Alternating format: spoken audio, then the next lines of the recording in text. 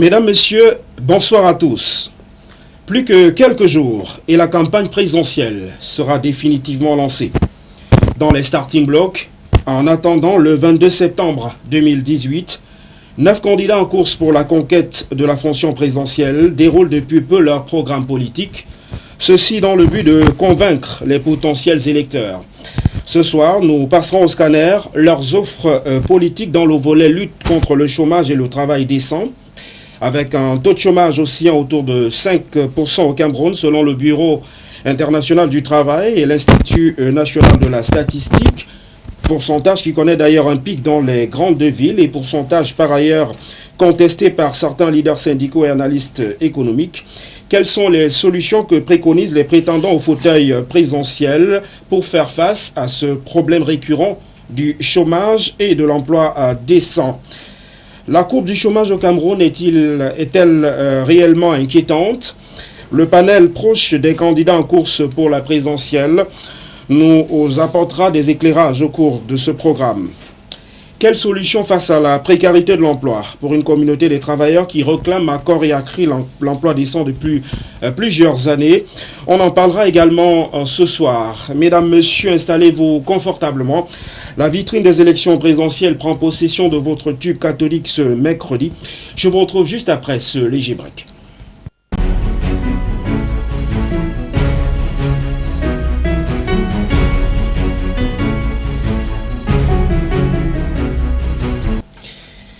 Cette émission est tout dit, émission liée à l'actualité autour des élections présidentielles de 2018, admet ce mercredi encore l'interactivité. Vos questions, vos réactions sont donc attendues par SMS au 695 38 79 46, 695 38 79 46 et par WhatsApp au 651 94 11 31, 651 94 11 31.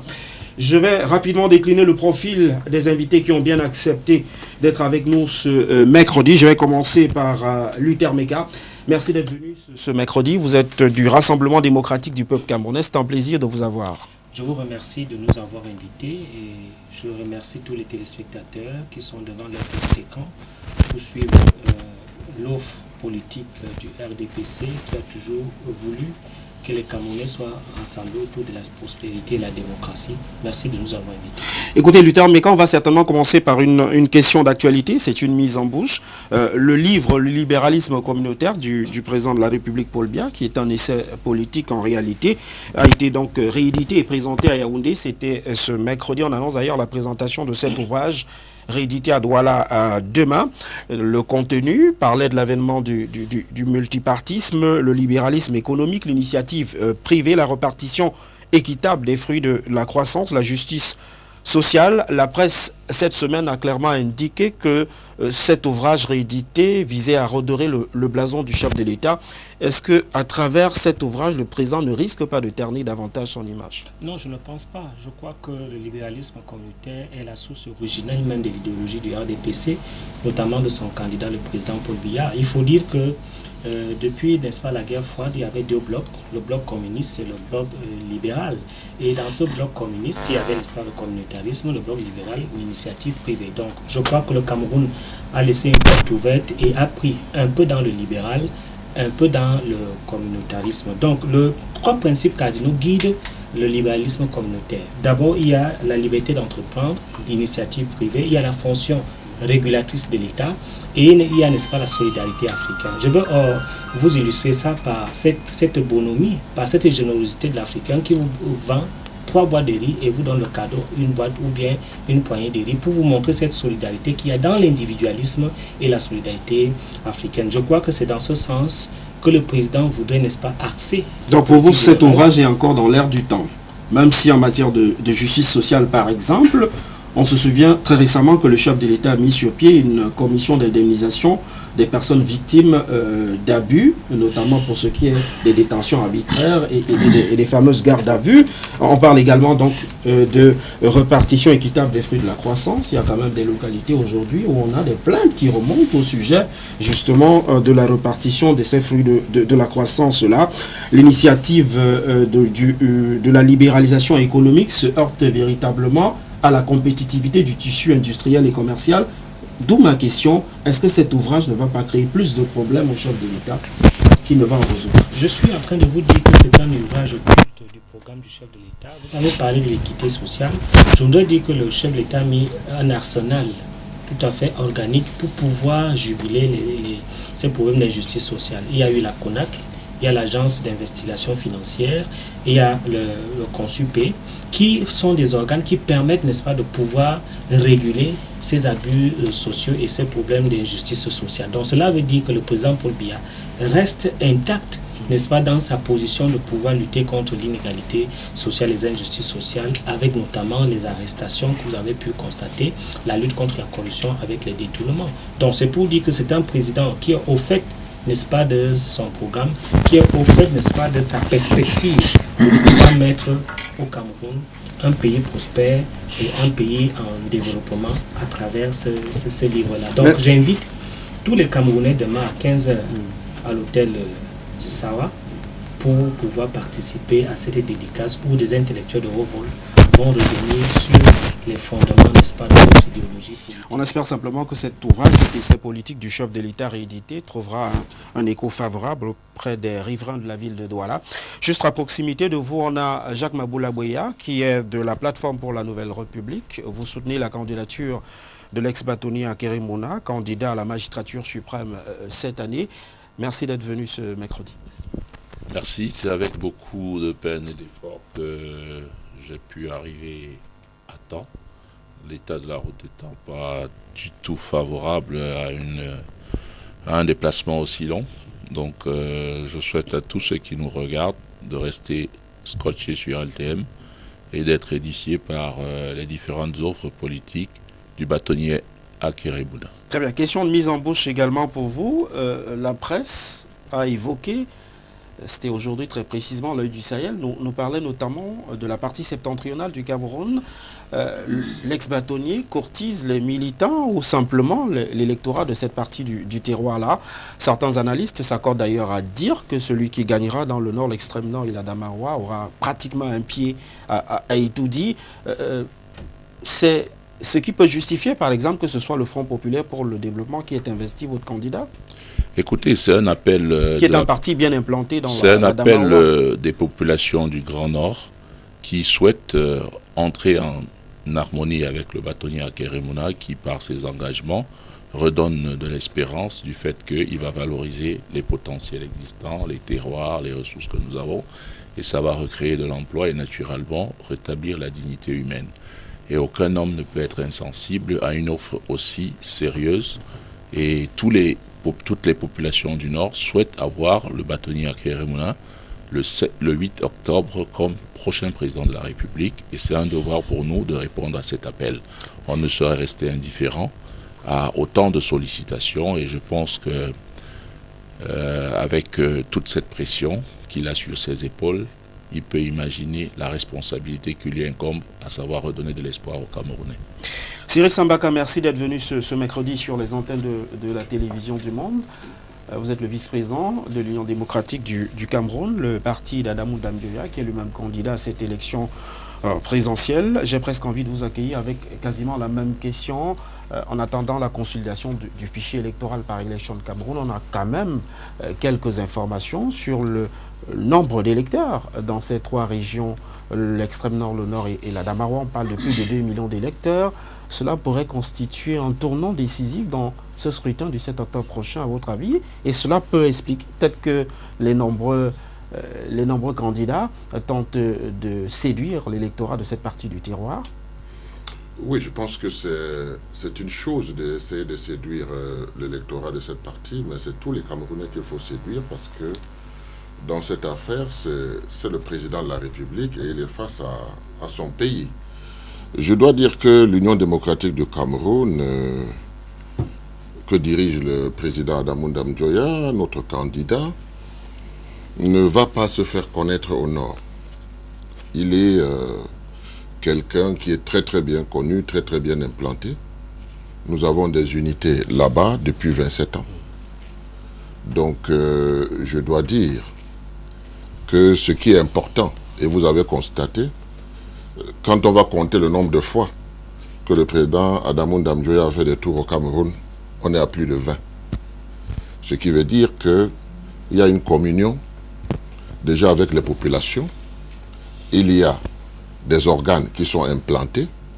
Et je dois vous dire que ce qui est important pour nous aujourd'hui, c'est la préservation de nos voix. C'est-à-dire que le contrôle des élections, parce que, si vous vous souvenez, nous avons eu à perdre une mairie à mairie et un siège de député qu'on nous a arraché.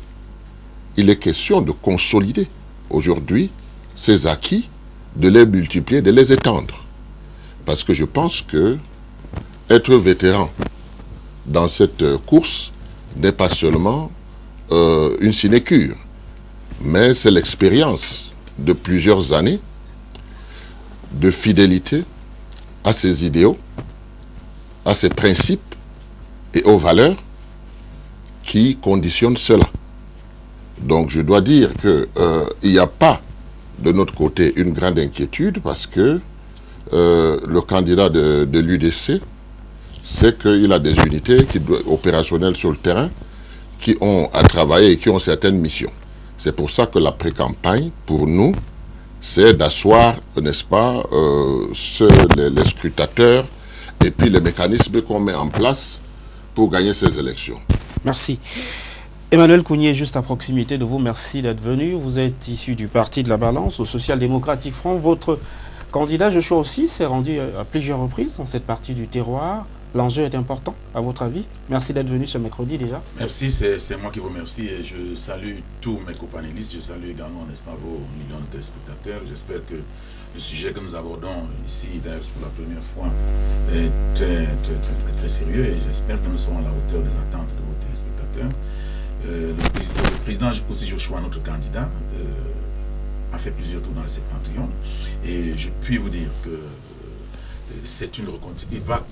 il va faire une reconnaissance du terrain parce que ce terrain a été suffisamment labouré par notre parti, par le chairman Dion Fundi, qui est d'ailleurs notre président national, qui a dû, au cours des multiples élections qu'il a pu faire beaucoup de tours dans le septentrion. Et au niveau du septentrion, on connaît parfaitement le SDF. Nous avons des présidents régionaux dans toutes les régions depuis une quinzaine, une vingtaine d'années. Donc nous sommes implantés, nous pensons que quand aussi Joshua s'en va dans ces régions-là, c'est pour que, n'est-ce pas, les présidents régionaux qui sont en place puissent le présenter aux militants, aux populations, pour dire que c'est lui qui doit être le porte-étendard, c'est lui le porte-étendard aujourd'hui, et je crois que c'est tout. Nous pensons que nous avons, n'est-ce pas, notre électorat, et nous sommes en train de travailler pour que la jeunesse montante puisse nous suivre. D'ailleurs, notre candidat est suffisamment jeune pour pouvoir représenter, n'est-ce pas, la transition générationnelle dont il doit être question aujourd'hui. Et nous pensons que le programme que nous présentons est suffisamment révolutionnaire, suffisamment évolutif pour permettre aux jeunes d'aujourd'hui de comprendre qu'ils doivent entrer dans la modernité avec le SDF, étant entendu que nous avons transformé notre parti, nous avons mis à la tête nous avons mis pour nous représenter à cette élection présidentielle un jeune qui s'appelle Ossi Joshua, qui est à l'image de ces jeunes-là, et je crois que tous les jeunes Camerounais se reconnaîtront à travers lui, à travers son programme, à travers ses innovations et à travers, n'est-ce pas, tout ce qu'il apporte comme réforme pour pouvoir, n'est-ce pas, sortir le Cameroun dans l'obscurantisme dans lequel il se retrouve depuis plusieurs années. On aura l'opportunité de parler en tout cas de quelques-unes de ces 24 mesures qui sont contenues dans son fameux programme et présenté le 22 août dernier. C'était ici à Douala. Luther Mbeka, je voudrais qu'on entre dans le vif du sujet. D'abord que l'on fasse finalement un état de lieu de ce chômage. Certains indiquent que c'est un chômage qui est devenu endémique. Il y a eu des désaccords entre les chiffres rendus publics par l'Institut national de la statistique et les syndicats. Les chiffres officiels font état de pratiquement 13% de taux de chômage. Je voudrais qu'on s'arrête sur ce pourcentage pour se questionner. Le niveau de chômage est de combien au Cameroun? Disons que le niveau de chômage est de 6% pour des jeunes qui va de 15 à 34 ans et 3,8 de la population nationale. Voilà les chiffres que nous avons. Et je crois que ces chiffres peuvent étonner beaucoup de Camerounais en se disant, est-ce que les Camerounais ne chôment pas? Il faudrait savoir que le chômeur, c'est celui qui ne gagne rien et qui est à la recherche du travail, c'est-à-dire qui ne gagne rien, n'a aucun salaire, il est à la recherche du travail. Et vous allez constater que si vous avez une bonne vue de la société camerounaise, vous allez voir que les Camerounais ne sont pas à la maison, les Camerounais travaillent. Ils travaillent dans le secteur informel et c'est une économie souterraine qui permet, n'est-ce pas, aux Camerounais de pouvoir vivre suffisamment parce qu'il y a véritablement une très grande dynamique sur le plan informel qui permet que les Camerounais puissent investir, être des entrepreneurs qui leur permettent, n'est-ce pas, de pouvoir vivre. C'est pour ça que sur le plan, n'est-ce pas, de l'Organisation internationale du travail, on trouve qu'il est important que ces chiffres soient acceptés parce que selon la définition des chômeurs, les Camerounais ne chôment pas, chacun a quelque chose à faire. Puisque lorsque vous allez un peu plus loin, vous allez constater que le secteur informel couvre près de 90% de la population au Cameroun. Et c'est dans ce secteur informel-là qui permet en sorte qu'il y ait une sorte de résilience de l'économie camerounaise. Parce qu'il y a un constat qu'il faut faire. Lorsque vous dites que les Camerounais sont dans la souffrance, les Camerounais ne vivent pas bien, vous n'avez qu'à voir, faites un tour dans les grandes villes, vous allez voir que tous les bars sont pleins. Je suis arrivé à Yaoundé aux environs de 1h du matin. Non, je ne vous parle de la sociologie quotidienne. Hein. Je suis arrivé à 1h du matin, j'ai fait le tour de tous les hôtels de Yaoundé, tous les hôtels. Est-ce que ce n'est pas un mauvais indicateur de prendre les débits de boissons? Non, c'est un indicateur. Comme unité de mesure? Non, c'est un indicateur pour démontrer que les Camerounais s'épanouissent. Les Camerounais ont, n'est-ce pas, un certain revenu qui leur permet de faire des dépenses. Parce que quand vous avez le prix d'une bière, vous multipliez peut-être le prix, n'est-ce pas, de l'hôtel, vous allez constater que les Camerounais ont un certain nombre de revenus. Et ces revenus-là viennent effectivement de ces activités informelles qui leur permettent de se déployer. C'est pour ça que vous allez constater que le taux de chômage, tel qu'il est perçu, est suffisamment faible et les Camerounais vivent à bon escient. Jacques Maboula, 6% de taux de chômage au Cameroun, vous approuvez? Je pense que ce taux est faible. C'est un taux descriptif pour donner le sentiment que tout reste possible. En réalité, le chômage, c'est un objectif politique du RDPC. La misère, la clochardisation, parce que ça revient moins cher de fidéliser des gens qui n'ont plus d'espérance, des gens qui sont abandonnés à eux-mêmes. L'essentiel des militants du RDPC, c'est des chômeurs. Parce que l'élite a pour principe au sein du RDPC de clochardiser pour fidéliser à moindre frais. Ils n'ont aucun objectif de production sur le plan national. C'est pour ça qu'il faut revenir à une gouvernance productive. Et quand on a un gouvernement responsable qui a pour vocation produire, créer de la richesse, bien au contraire, on a besoin des talents, de la main-d'œuvre, des génies. Au contraire, dans le parti qui nous dirige à ce jour, il faut frustrer, détruire l'espérance et exporter la main-d'œuvre, le génie, le talent vers d'autres pays. Pendant que d'autres pays recherchent les Camerounais qui chôment, au Cameroun, on les exporte volontiers, peut-être on les envoie vers le désert, etc. Il faut revenir à une nouvelle gouvernance. Cette nouvelle gouvernance, elle va se faire par les 50 engagements du bâtonnier Akérémouna. Et dans la gouvernance économique telle que prônée par le bâtonnier Akérémouna, qui vise à développer les terroirs et valoriser nos ressources, il y aura de la création de la richesse, il y aura la mise en valeur des talents et des potentiels, et l'industrie du bâtiment qui va suivre pour le logement, tout ça, c'est des emplois qui vont être créés, l'agriculture, l'agro-industrie qui va être promue, va créer de l'emploi, la transformation du bois, tout ça. C'est un gouvernement qui ne produit rien du tout, mais qui taxe la population et ensuite instrumentalise la misère à des fins durables. Vous allez dans toutes nos zones rurales, c'est des personnes volontaires qui veulent travailler, mais à qui on n'a jamais accordé l'occasion de pouvoir exprimer ce talent. Quand il faut financer ceux qui créent de la richesse, en réalité, c'est des détournements qui ne disent pas le nom. Et naturellement, ça va dans la poche des gestionnaires des programmes et de certains privilégiés de la nation. On ne peut plus tolérer cela durablement. Il faut revenir à une gouvernance transparente. Ceci rentre dans le deuxième pilier de la gouvernance prônée par le bâtonnier Akérémouna. De toutes les façons, on reviendra sur les 50 engagements du bâtonnier Akérémouna. Vous allez peut-être évoquer quelles sont les mesures qu'il compte implémenter en cas d'accession à la magistrature suprême. Parce que la jeunesse, c'est du talent, c'est du génie, c'est de la force. Et la force productive, toute nation, tout dirigeant en a besoin. Et nous, dans la dynamique du bâtonnier Akérémouna, on a besoin de cette jeunesse. Et le 7 octobre, ce sera possible. Je voulais juste ajouter... Vous pouvez réagir rapidement, allez-y. Il n'y a pas de chiffres, c'est 5% de chômage sur le plan rural, parce qu'effectivement, de ce côté, les activités agricoles avancent. Il y a, n'est-ce pas, des élites qui donnent des implants, qui essaie, n'est-ce pas, de donner des engrais aux jeunes qui investissent dans les champs et dans l'agriculture. Dans les grandes métropoles, ça aussi autour de combien? 10%, 11%, 13%? Dans les grandes métropoles, je l'ai dit, c'est 6%. Cyril Sambaka, avez-vous le sentiment qu'il y a une volonté réelle de camoufler les chiffres du chômage? Ben, vous savez, les chiffres qu'on nous donne, les statistiques qu'on nous donne, ce sont des statistiques peu fiables. Moi, ce que je dois retenir de ce qui vient d'être dit, c'est que le chômage, il est très très bas, n'est-ce pas? Mais en même temps, c'est dans l'informel qu'on trouve 90%. Le véritable problème aujourd'hui, c'est de savoir ce qu'on définit par l'informel et de voir quels sont les gens qui sont dans l'informel. Moi, j'ai discuté encore il y a quelques jours avec certains de mes militants qui sont dans le Benskin et je leur disais, voyez-vous, il y a un problème. Le vrai problème que vous avez, les jeunes aujourd'hui, c'est que vous voulez gagner de l'argent rapidement. Et comme vous voulez gagner de l'argent rapidement, la meilleure façon de la gagner rapidement, c'est de monter sur les motos, de faire un peu d'argent chaque jour, et puis le soir, d'être dans une vente emportée, boire, et le lendemain, recommencer. Mais le problème qui va se poser, c'est que si vous faites un accident, vous n'aurez même pas de quoi vous soigner, tel que c'est ficelé aujourd'hui. Mais le gouvernement, lui, prend en compte que vous êtes en train de travailler. Mais vous n'avez pas une assistance sociale ou une sécurité sociale, parce que quand vous allez vous casser le pied, vous allez vous retrouver à l'hôpital, il faudra trouver que vos parents cherchent de l'argent pour vous soigner. Donc il y a ce qu'on appelle les emplois décents. Si vous remarquez, vous allez, pour nous qui avons des véhicules, nous qui avons besoin parfois des maçons et autres, il y a une pénurie terrible.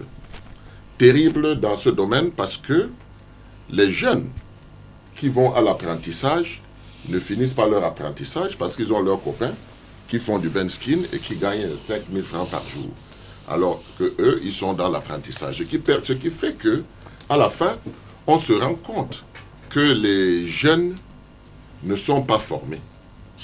Vous voyez, il faut qu'on crée, n'est-ce pas, des écoles de formation et qu'on ait des apprentis qui vont terminer leur cycle pour que demain nous puissions avoir des techniciens.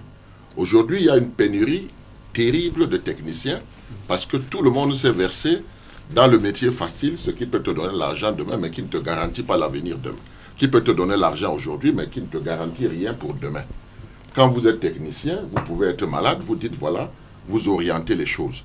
Mais quand vous êtes Benskinner, si vous êtes tombé là, vous avez cassé votre pied, et bien ma foi, c'est les autres qui vont vous venir au secours. C'est donc une des raisons pour lesquelles nous pensons qu'il est nécessaire qu'on redéfinisse les objectifs que nous voulons atteindre et qu'on oriente la formation pour cela. Vous allez vous rendre compte que beaucoup de gens sortent à l'université, beaucoup énormément, mais ils sont des chômeurs, ils n'ont rien à faire.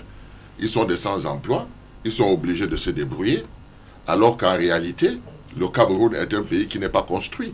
Si on se rend compte qu'on va à Abidjan, on est en train de faire le métro, là-bas, à Abuja, c'est déjà fait.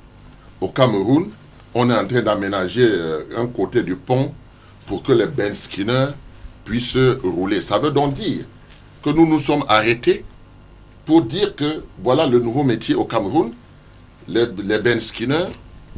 Donc il y a énormément de questions qu'il faut se poser. Et ces Benskinners, ce sont des gars qui se débrouillent, ils font des choses. C'est très bien parce que les Camerounais savent se débrouiller. Mais il ne faut pas dire que parce qu'il y a 90% de la population active qui se lance dans ces métiers, que le Cameroun se porte bien. Le Cameroun ne se porte pas bien dans le domaine de l'emploi parce que le Cameroun va se retrouver dans une situation où mal formé parce qu'on n'a pas d'objectif qu'on veut atteindre. À ce moment-là, moi je vous dis qu'on sera obligé d'importer, comme on le fait déjà avec les Chinois, une main-d'œuvre pour venir travailler, pour venir bâtir, alors que la relance de l'emploi, elle s'inscrit dans les grands chantiers Et ces grands chantiers, est-ce que nous avons des jeunes Camerounais qui sont formés pour? L'agriculture et tout cela, c'est très bien. Les jeunes vont s'y mettre, mais si vous regardez un peu comment le parti au pouvoir aborde l'agriculture, il aborde l'agriculture sur des Camerounais qui ont 100, 200, 300 millions de francs pour se lancer dans l'agriculture. Il ne s'agit pas de cela. Vous comprenez? Où il y a d'un côté des éternels esclaves et de l'autre côté des gens, on ne sait pas où ils ont pris leur argent et puis continuent à esclavagiser les autres. Il s'agit de prendre conscience qu'on peut se retrouver autour de notre commune, n'est-ce pas, qui nous encadre, nous nous organisons pour que nous puissions produire et que nous puissions vendre et devenir de vrais entrepreneurs qui s'entendent entre eux, qui vivent ensemble et qui peuvent produire. Il est question qu'aujourd'hui, que les Camerounais réfléchissent avec toutes les potentialités qu'ils ont, comment est-ce qu'ils vont s'insérer dans des secteurs clés, dans les secteurs qu'ils ont définis, pour que demain, ce soit plutôt des étrangers qui arrivent pour chercher de l'emploi. Et Emmanuel Kounié, 6% selon Luther Meka, on est pratiquement bien bas. On peut quasiment se féliciter à en croire ces propos-là, quand on sait par exemple que la 5e puissance mondiale a un taux de chômage qui est autour de 10% par là. C'est des chiffres que vous contestez ou c'est des chiffres que vous approuvez? Ce chiffre ne nous intéresse pas. Il ne nous intéresse pas parce que le Cameroun est dans un sous-emploi généralisé. Ce n'est pas de l'emploi. Il s'agit de créer des emplois décents. Il faudrait que les gens puissent avoir un emploi décent. Il faudrait que quand quelqu'un dit qu'il est en train de travailler, qu'il soit capable de se construire une maison, qu'il soit capable, n'est-ce pas, de se prendre en charge, de se marier et puis d'éduquer ses enfants. Ce n'est pas le cas. Vous ne pouvez pas verser la panoplie de jeunes qui existent aujourd'hui dans la rue en train de vivre la débrouillardise et puis penser que vous êtes en train de créer des emplois. Le sous-emploi est à près de 90%, c'est-à-dire le secteur informel couvre 75%.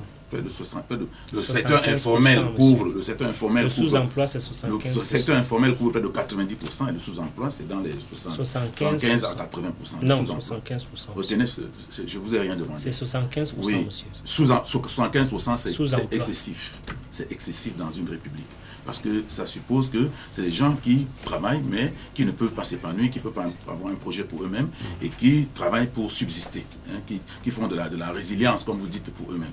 Donc, tout cela provient de ce que, quand M. Biya a pris le pouvoir, il nous a apporté justement cette affaire pour le libéralisme communautaire, où on nous parle de communautarisme et de libéralisme.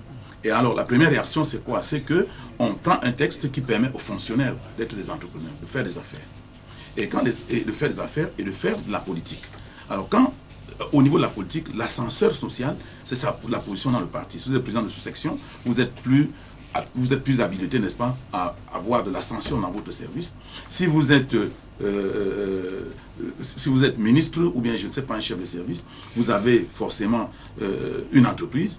Vous faites de la concurrence, il y a des délits d'initiés à ne plus en finir. Et les entreprises, quand vous entendez les PME, ces PME-là, on ne les paye pas. Mais les PME qui sont payées sont les PME, n'est-ce pas, fictifs, qui font des marchés fictifs, qui sont les PME des fonctionnaires. Donc, dans notre système, nous pensons que la première des choses, n'est-ce pas, c'est de déréglementer tout cela et de mettre sur pied une réglementation qui tienne. Parce que le problème du Cameroun, c'est d'abord la réglementation. On ne peut rien faire, n'est-ce pas, dans le système actuel, sans pouvoir prendre des lois qui interdisent un certain nombre de choses. La première chose que nous ferons, nous mettons un code d'éthique qui va demander à un fonctionnaire, si vous êtes fonctionnaire et vous voulez faire la politique, vous démissionnez de votre poste de travail de fonctionnaire, vous consacrez à la politique. Si vous voulez faire des affaires, vous abandonnez la fonction publique et vous faites des affaires. Et si, d'aventure, on se rend compte que vous faites les deux, alors vous serez puni, la loi doit envisager que vous soyez puni. Ceci dit, vous parlez de l'agriculture, les jeunes ne font plus ça. Même l'agriculture, il n'y a personne dans l'agriculture. Je vais vous prendre un exemple.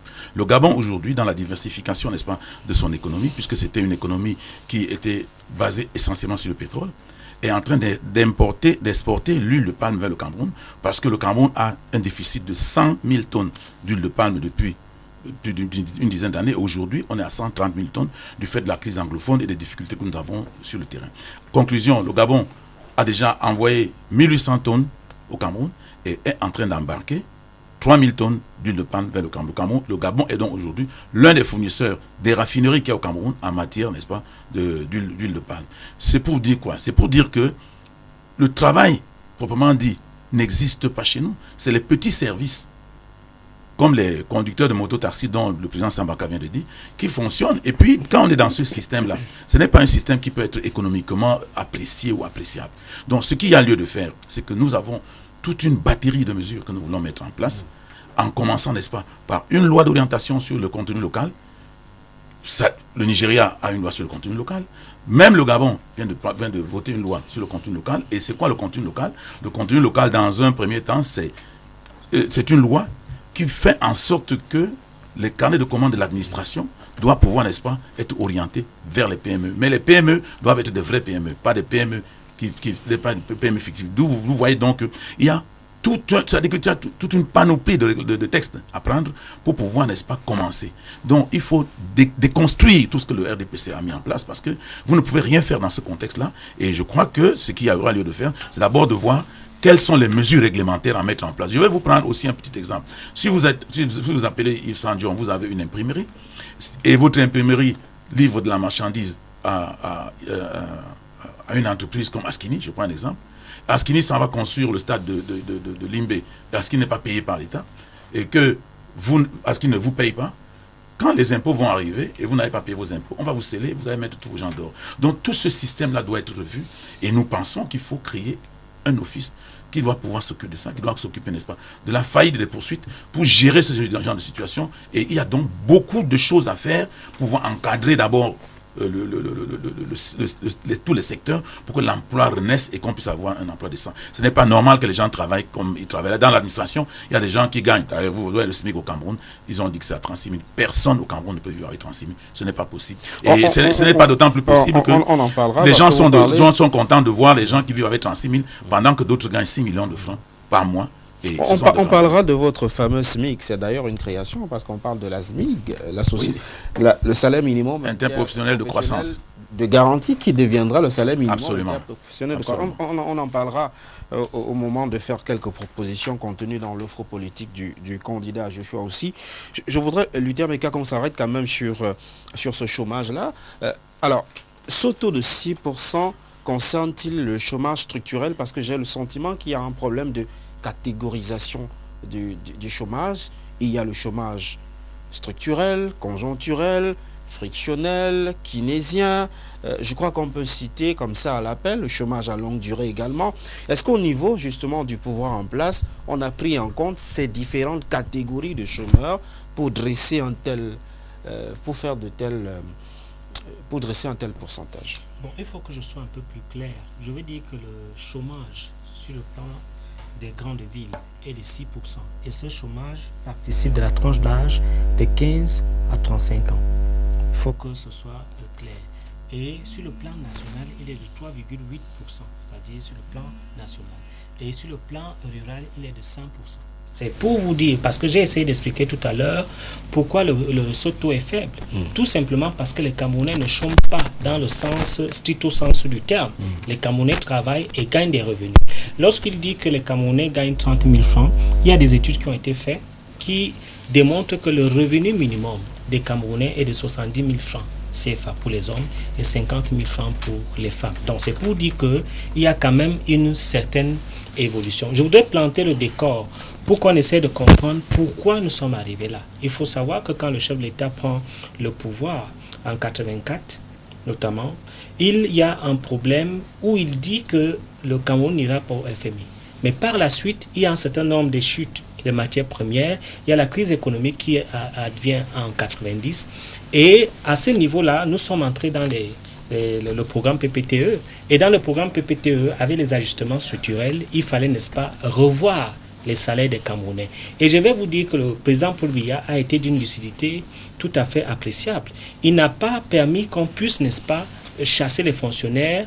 Il a demandé, n'est-ce pas, qu'on essaie, n'est-ce pas, de voir le salaire et qu'on essaie de diminuer le salaire. C'est ce qui s'est passé. Et donc, depuis les années 90 et 2000, nous sommes en train de se relever, n'est-ce pas, de cette période assez chaotique sur le plan économique. Donc, il faudrait que les Camerounais le sachent. Et pour rebooster, n'est-ce pas, le marché de l'emploi, je crois qu'il a mis sur pied un certain nombre, n'est-ce pas, de programmes.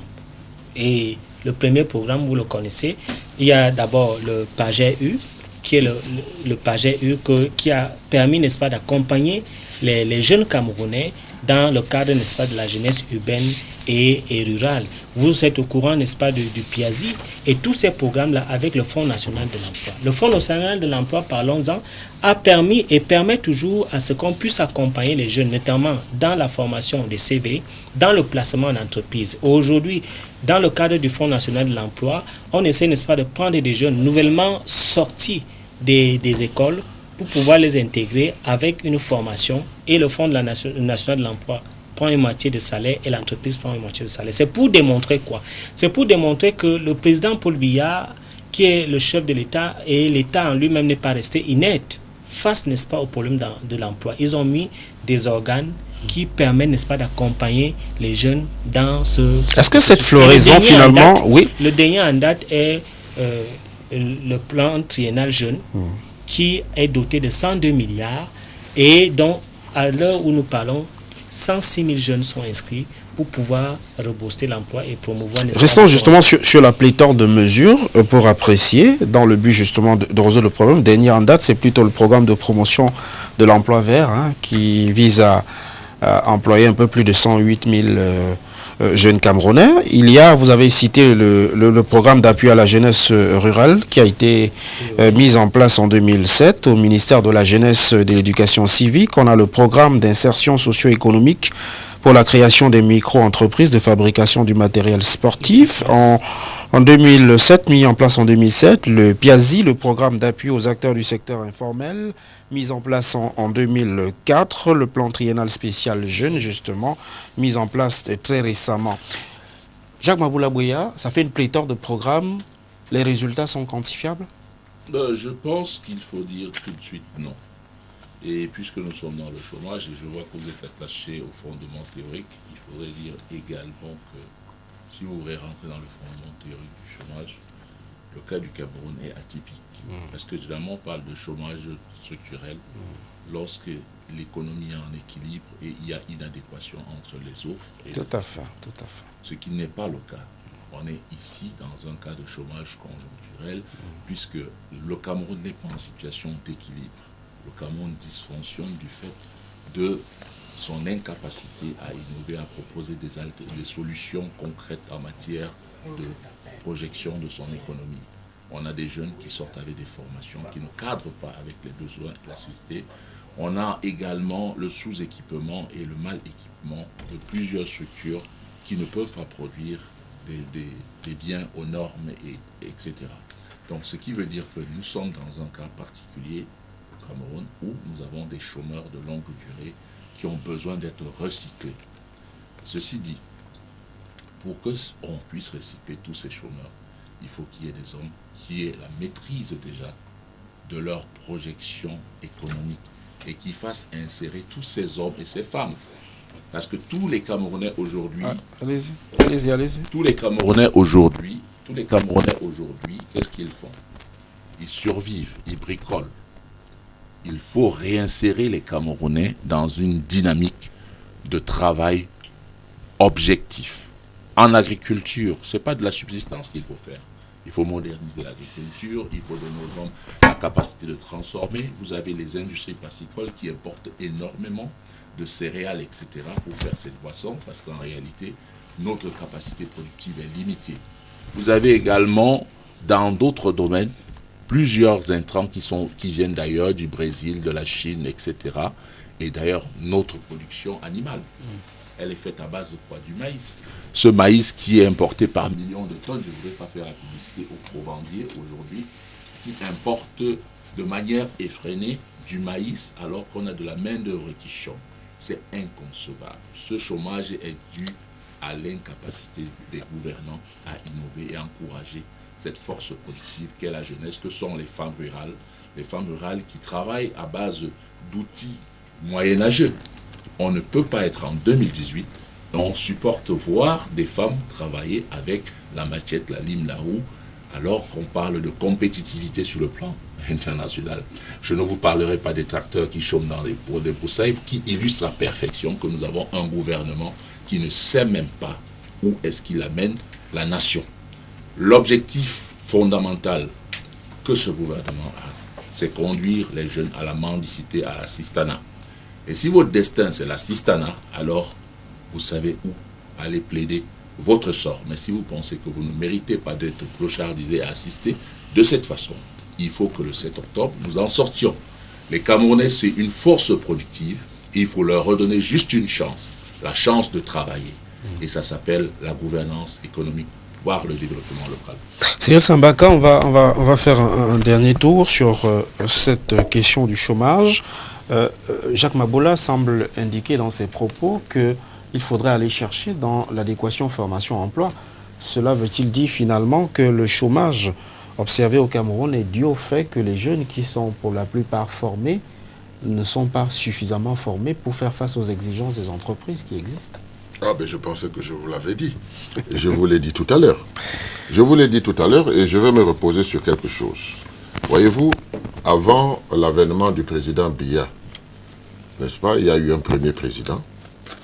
Probablement que M. Beka et vous n'avez pas connu dans ses œuvres.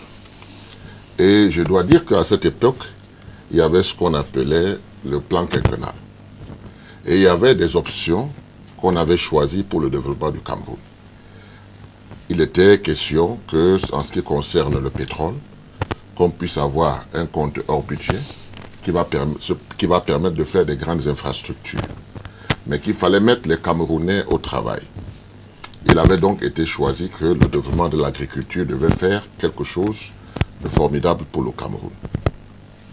Et en 1978, les premiers textes sont signés au niveau de la formation. Signés par le docteur Adamou Ndamjoya, à l'époque ministre de l'Éducation nationale, où on consacrait les lycées agricoles. Je dois dire qu'au jour d'aujourd'hui, on a inauguré le premier lycée agricole. Et Ayabassi, qui était prévu depuis 1978. Vous comprenez?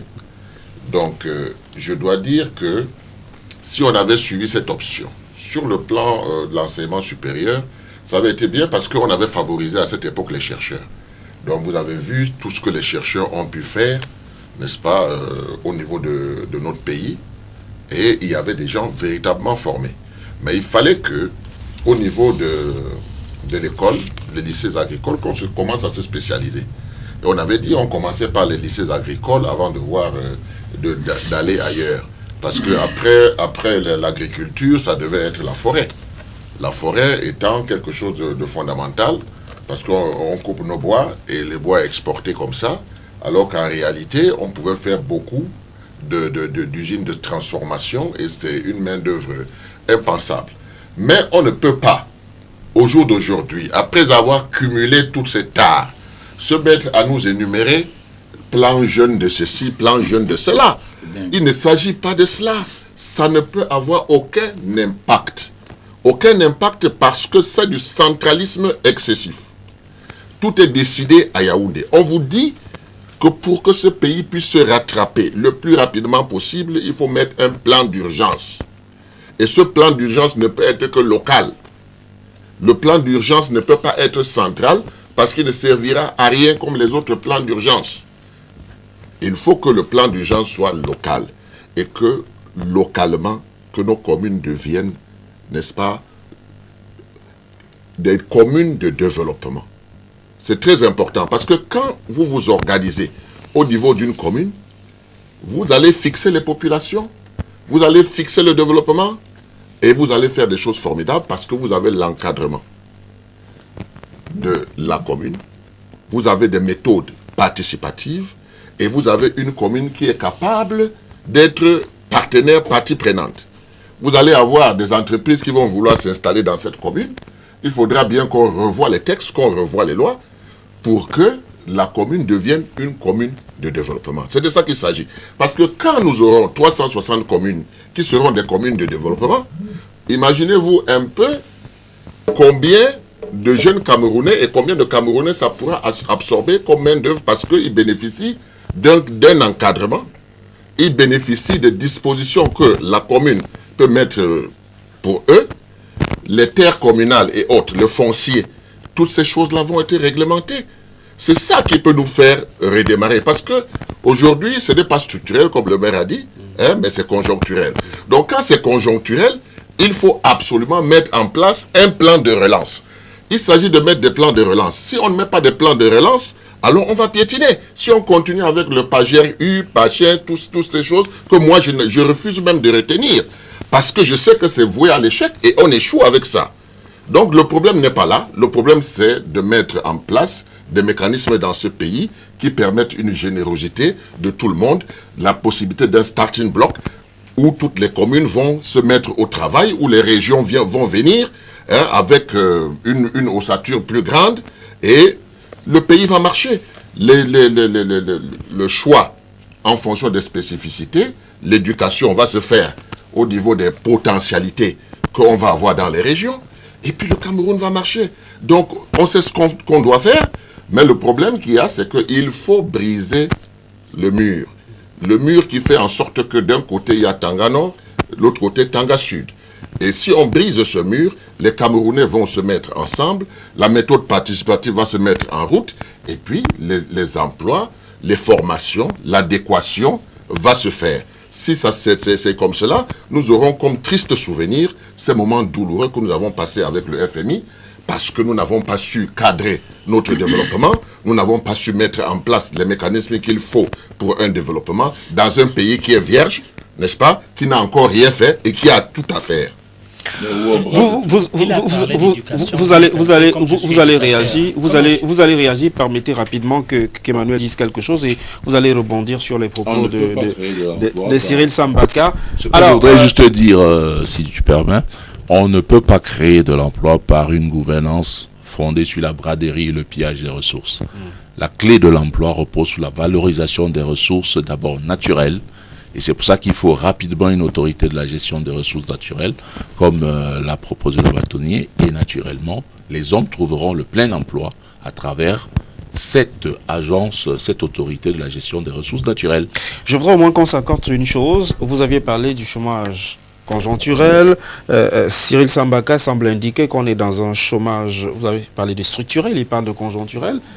Monsieur Kounié, finalement, oui, moi je où est-ce qu'on en est avec le chômage? Et puis, comment vous appréciez justement les mesures qui sont mises en place? Est-ce qu'elles répondent concrètement? Non, je crois que le RDPC est complètement à côté de la plaque. Ils n'ont rien compris du sujet.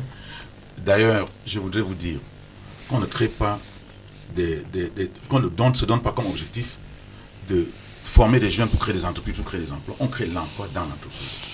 Et le PAGER-U et le PIAZI, vous vous rendez compte, ceux qui étaient chargés de conduire ces opérations-là ont distribué des financements aux jeunes qui sont partis et qui ne se sont pas occupés de ce qu'ils sont présentés. C'est-à-dire que quelqu'un vient avec un projet dans le sac, il présente son projet, on lui donne le financement, il va chez lui, et il ne revient plus. Certains ont même fait des rapports avec des certificats de décès.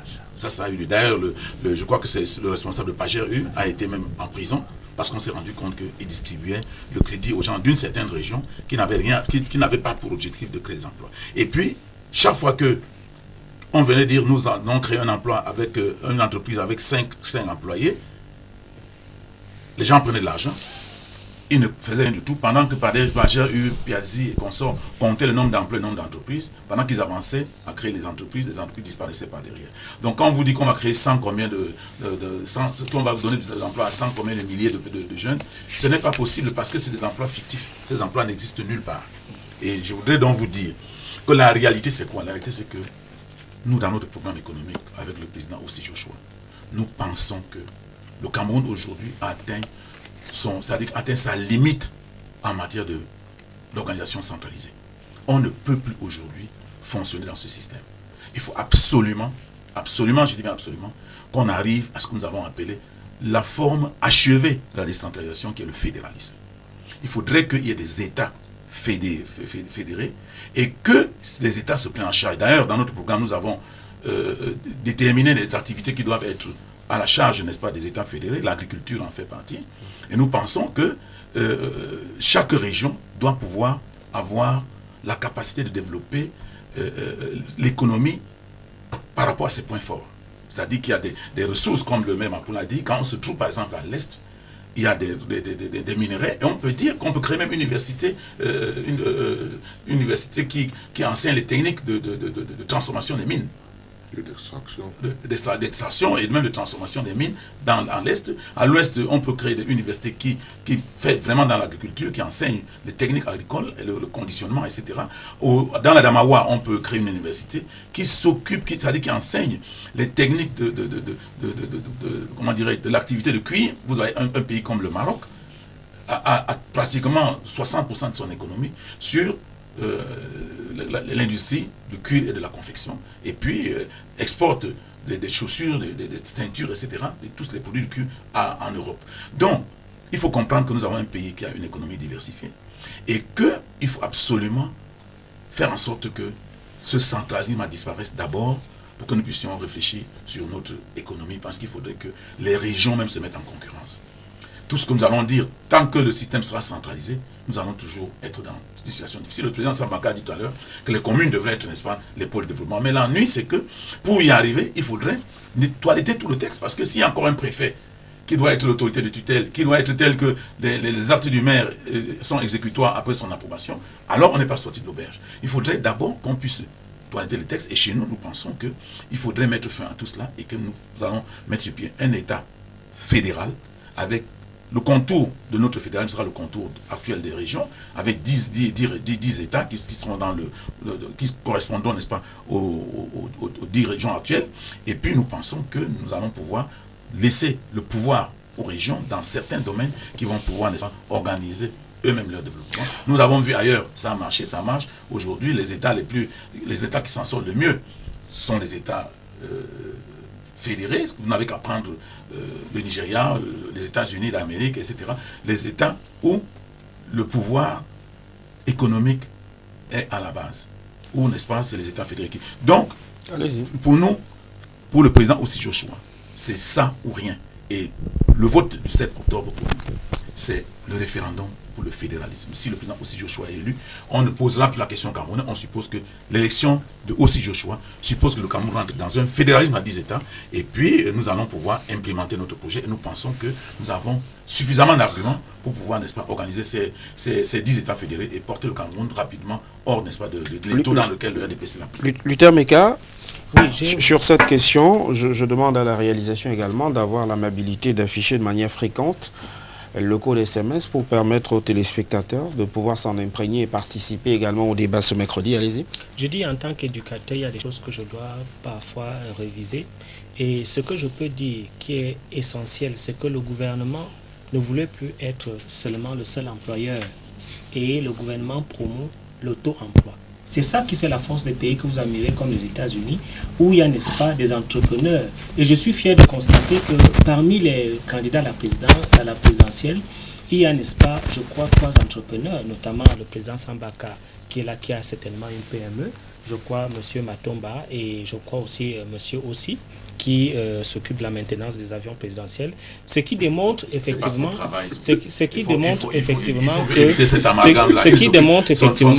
qu'il y a, n'est-ce pas, les PME il y a des PME qui sont encadrés et qui évoluent. Ils ont pris un secteur que je maîtrise moins mal, qui est le secteur de l'éducation, et je peux déjà vous dire qu'il y a des avancées sur le plan, n'est-ce pas, de la formation des jeunes en adéquation avec les entreprises. Il y a des écoles qui existent. Quand vous dites qu'il n'y a pas de maçons, c'est faux. Il y a des insectes, les écoles normales d'enseignement supérieur, techniques qui existent et qui forment dans les BTP, qui forment dans les génies électriques, qui forment dans la chaudronnerie, qui forment dans des secteurs variés qui permettent à ce qu'il y ait des produits qui puissent être capables de pouvoir dispenser ce savoir. Il y a l'école des mines à l'Est. Il y a la faculté d'agronomie, des sciences d'agronomie qui est à Tchang. qui a Boloba. Il y a l'Institut halieutique à Yabassi. C'est pour vous démontrer que quoi? C'est pour vous démontrer que le président Paul Biya a une certaine vision pour le Cameroun et est en train de former des jeunes pour permettre à ce que ces jeunes soient accompagnés dans le développement du Cameroun. Donc je comprends que vous n'avez pas la cartographie éducationnelle du Cameroun et je peux vous dire qu'il y a des choses qui sont en train d'être faites dans le cadre de la formation. Maintenant, je voudrais chuter sur la professionnalisation des enseignements. La professionnalisation des enseignements est déjà opérationnelle, notamment dans les lycées techniques.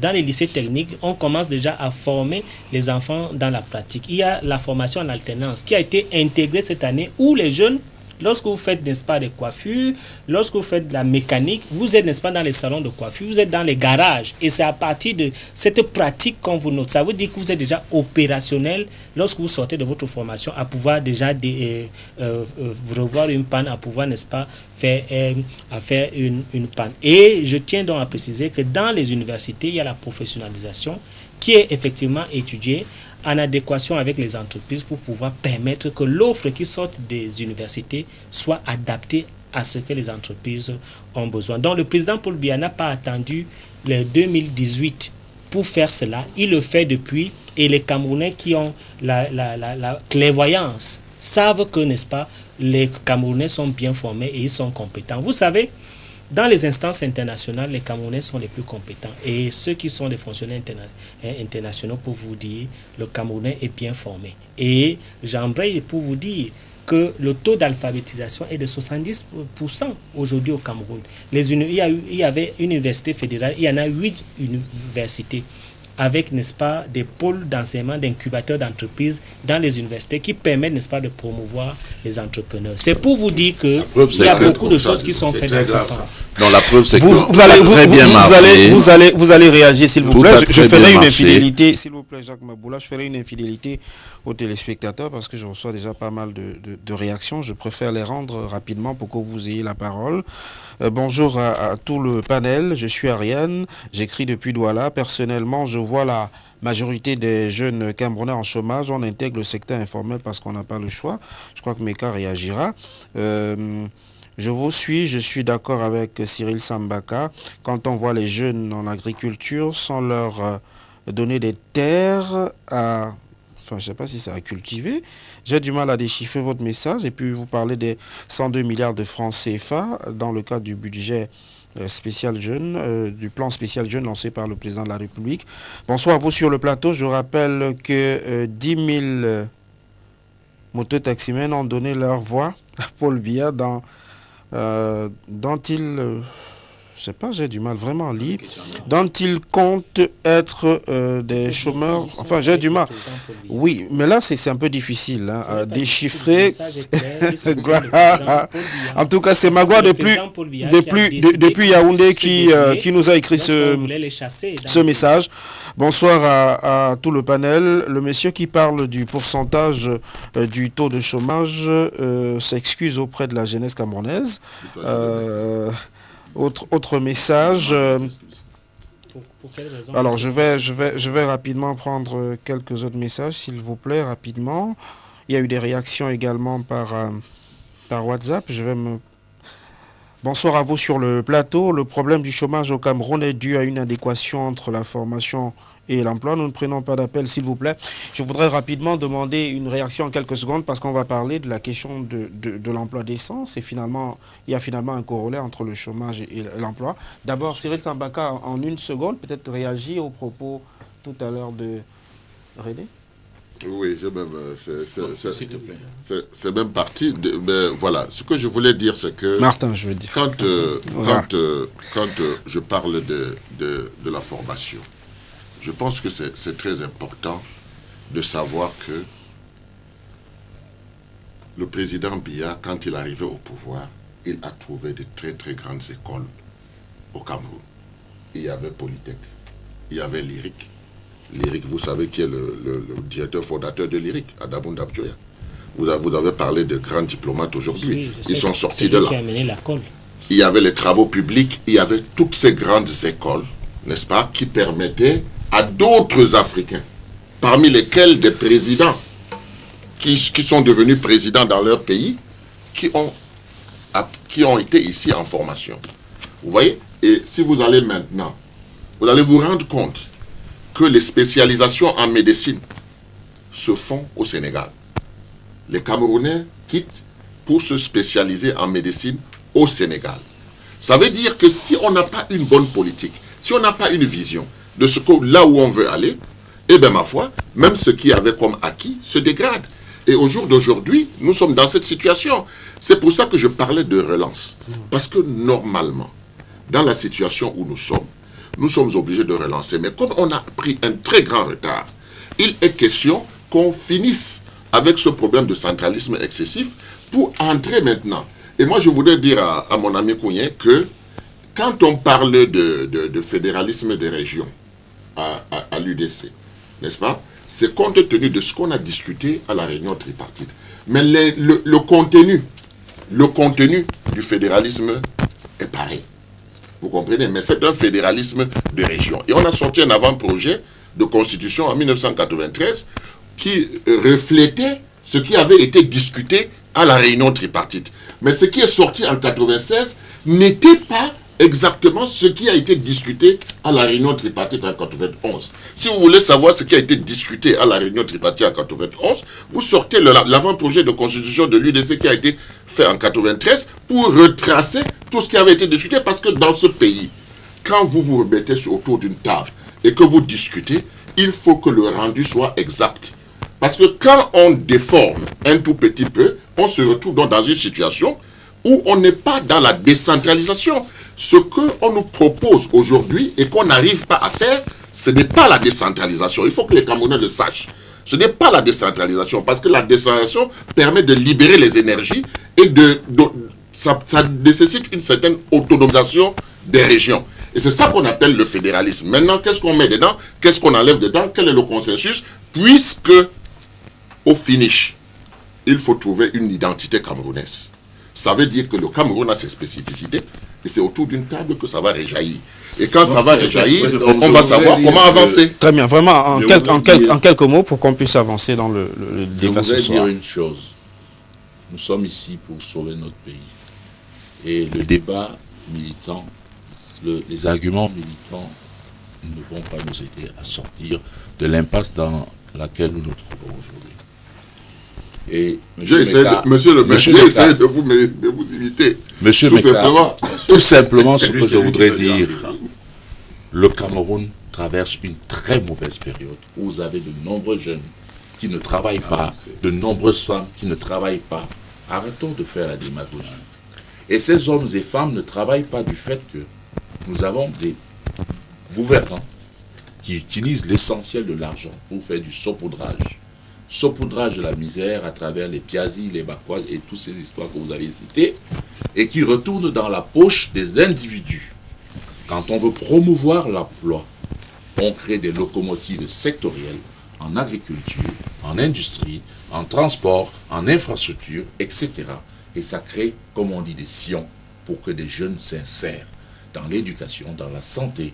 Et c'est ce que nous appelons la gouvernance qui libère. Vous êtes dans le taux-emploi ou bien vous êtes dans la gouvernance, dans la fonction la gouvernance économique, l'emploi et l'auto-emploi. La vision du gouvernement aujourd'hui, c'est de promouvoir le taux-emploi. Ah non, ça fait des années que vous dites la même chose. Et je peux vous dire que... J'ai pris l'exemple aujourd'hui des candidats qui sont même qui ont des PME. S'il faut faire l'audit du Piazzi, c'est des milliers de jeunes qui vont en prison parce que c'est du copinage. C'est des histoires qui se font entre présidents de comité de base et de sous-section. Et nous savons très bien, les résultats sont catastrophiques. Tous ces jeunes sont dans les maisons en train de chômer. Emmanuel Kounien, il faudrait que je termine, s'il vous plaît. Je vais rapidement. Monsieur Meka, je voudrais que nous sortions d'ici en mettant la main au cœur pour parler à l'unisson à ceux qui vont voter le 7 octobre pour dire que le gaspillage, le pillage des ressources de la nation et la gouvernance aveugle ne peut plus durer. Et celui-là qui garde même les ressources de la nation. Et il est impératif que nous sortions tous ces tracteurs de la forêt, que nous sortions tous ces tracteurs de la forêt pour les redonner aux communes, afin que ces communes puissent créer des emplois durables. Il n'est pas normal que des tracteurs soient partis neufs de l'Inde et 10 ans après soit encore dans la broussaille. Ça veut dire que nous n'avons aucune volonté de promouvoir les territoires. Et le 7 octobre, nous devrons sanctionner cela. Et c'est une révolution qui doit commencer. Emmanuel Kounié, vraiment en un mot pour qu'on avance, oui. Je voudrais réagir un peu pour vous dire qu'il ne s'agit même pas seulement de créer des PME ou de créer de l'auto-emploi. Il faudrait que l'État soit d'abord, que ne soit pas un État délinquant comme c'est le cas aujourd'hui. Vous ne pouvez pas avoir un État qui a aujourd'hui 560 milliards de dettes des PME. Des dettes des PME, c'est-à-dire que l'État refuse de payer les PME. Donc, sous ces jeunes-là, vous formez. Et on a amorcé l'épuration. On a amorcé l'épuration. Et on a sorti 30 milliards. Attendez, 30 milliards. Et dans les 30 milliards, c'est 13 milliards qui sont allés aux PME. Le reste, c'est aux fonctionnaires. Alors, je voudrais vous dire que l'État doit d'abord être responsable. Et si on crée des PME, on doit privilégier les PME pour ce qui est des carnets de commandes publics. Et l'État doit honorer ses engagements. Parce que quand l'État ne paye pas ses factures, les PME, pendant qu'on dit qu'on paye, on est en train de payer les PME, 60% de ces PME sont mortes. Donc, quand vous payez les PME, les gens sont en chômage, les gens qui travaillent dans ces PME. Donc, vous ne pouvez pas avoir 560 milliards de dettes des PME et vous trimballez ces dettes et vous nous dites que vous êtes en train de former les jeunes pour qu'ils aillent travailler dans les PME, dans l'auto-emploi. Ils vont trouver du travail où s'ils viennent, n'est-ce pas, obtenir des bons de commande ou des marchés de l'administration, ces jeunes-là ne seront pas payés, ils vont s'endetter et puis ils ne vont avoir que des problèmes. Donc, le problème d'abord, c'est de réglementer. Et puis, vous ne pouvez pas former les gens dans ce système-là. Je vous ai dit tantôt que les fonctionnaires ont des PME dans la poche. Et ils se donnent des marchés entre eux. Quand vous entendez 560 milliards... Non, moi, je ne reçois pas les commentaires. Ça, c'est les commentaires. C'est pas les commentaires. Quand vous entendez 560 milliards, la plupart de ces milliards-là, c'est les fonctionnaires. Et quand vous entendez qu'il y a des marchés fictifs, on nous dit qu'en 2015, il y a eu 930 milliards de marchés fictifs payés par les ministères. Et vous avez 65 ministères, on ne sait à quoi faire. Donc tout cela doit être toiletté. On ne peut pas redresser, on ne peut pas aller vers l'emploi avec ce système. Le système que vous avez, c'est un système foireux. Il ne peut plus fonctionner. Donc vous ne pouvez rien construire à l'intérieur de quelque chose qui n'est pas structuré. Merci Emmanuel Kounié. L'une des conséquences finalement, s'il vous plaît, l'une des conséquences finalement de ce chômage, même si on a du mal, et je constate autour de ce plateau qu'on a du mal à s'accorder d'ailleurs sur le pourcentage officiel, Luther Meka, je voudrais que l'on constate quand même que l'une des réalités de ce chômage, c'est le taux de sous-emploi qui a atteint pratiquement les bases de 75%. Ça nous permet de rebondir sur la seconde thématique, un autre pourcentage sur lequel on est visiblement en désaccord. Sur la question de l'emploi décent au Cameroun, je voudrais finalement qu'on en parle avec peut-être cette question qui vous est adressée. Avec 36 000 francs, on peut parler d'emploi décent au Cameroun, le SMIC. Ce n'est pas tout le monde qui touche 36 000 francs. J'ai essayé de vous dire à l'entame de l'émission. Est-ce que cette base garantit déjà un emploi décent? Non, que les études qui ont été menées démontrent que le revenu minimum d'un Camerounais est de 70 000 francs pour les hommes et 50 000 francs pour les femmes. Ce qui est au-dessus, n'est-ce pas, du SMIC, pour démontrer qu'il y a quand même des améliorations qui sont faites. Et je tiens à vous préciser que pour la plupart des Camerounais, ils ne sont pas dans les emplois structurels. Ils sont, n'est-ce pas, dans l'initiative privée, dans l'entrepreneuriat. Et dans cet entrepreneuriat, les Camerounais trouvent leur compte. Donc, il ne faudrait pas seulement partir du fait que du salaire minimum pour pouvoir évaluer le niveau de vie, n'est-ce pas, des Camerounais. C'est ça, fausser la donne. Et j'ai même un enseignant qui me disait que comment peut-on évaluer, n'est-ce pas, dans la zone rurale, un Camerounais qui mange le gibier tous les jours, qui a son verre de vin de palme et, n'est-ce pas, qui puisse, n'est-ce pas, manger cela tous les jours. Est-ce que cela est évalué? Donc ça veut dire que même ces problèmes de pauvreté, de seuil de pauvreté, a encore un véritable problème parce qu'on ne peut pas véritablement évaluer cela dans le fond. C'est-à-dire que Cyril Sambaka, est-ce qu'il y a, on peut parler d'emploi décent au Cameroun? Non, en prenant des indicateurs comme ceux qu'on a évoqués, le taux de sous-emploi qui atteint quand même la barre de 75% selon les chiffres évoqués par Luther Meka, on a quand même également d'autres indicateurs qui peuvent être inquiétants. D'abord, celui par exemple, de la pression que subissent les entreprises qui ont des difficultés avec le fisc et qui peuvent avoir des répercussions sur la considération qu'ils veulent bien accorder à leurs employés. On a évoqué tout à l'heure, Emmanuel Kounié parlait de la question justement de la dette intérieure. C'est autant d'éléments qu'on peut associer justement à la thèse qui voudrait finalement que l'indécence dans le milieu de l'emploi au Cameroun est une réalité. Moi, je dois dire une chose, hein, pour bien comprendre pourquoi nous vivons dans cette situation. Parce qu'il faut aller chercher d'où ça vient. Ça vient du fait que les colons sont partis et ils ont laissé des colons noirs. C'est de là où vient tout notre problème, tous nos soucis. Pourquoi? Parce que ceux qui ont occupé l'administration et qui ont remplacé les Blancs ont continué à traiter leurs frères comme s'ils étaient ils étaient des Blancs et que les autres étaient leurs esclaves. Il y avait des sous-préfets. Parce que si on doit réfléchir sur une administration de développement, ben ma foi, on ne peut pas fonctionner comme on fonctionne aujourd'hui. Donc on doit être des facilitateurs, des encadreurs. C'est la raison pour laquelle, je vous ai dit et je vous répète, le Cameroun, après 60 ans, a échoué sur le centralisme. La seule chose qui peut nous sortir aujourd'hui de là, c'est cette fédération de régions, ou alors la décentralisation, comme on l'appelle, tout dépend du contenu.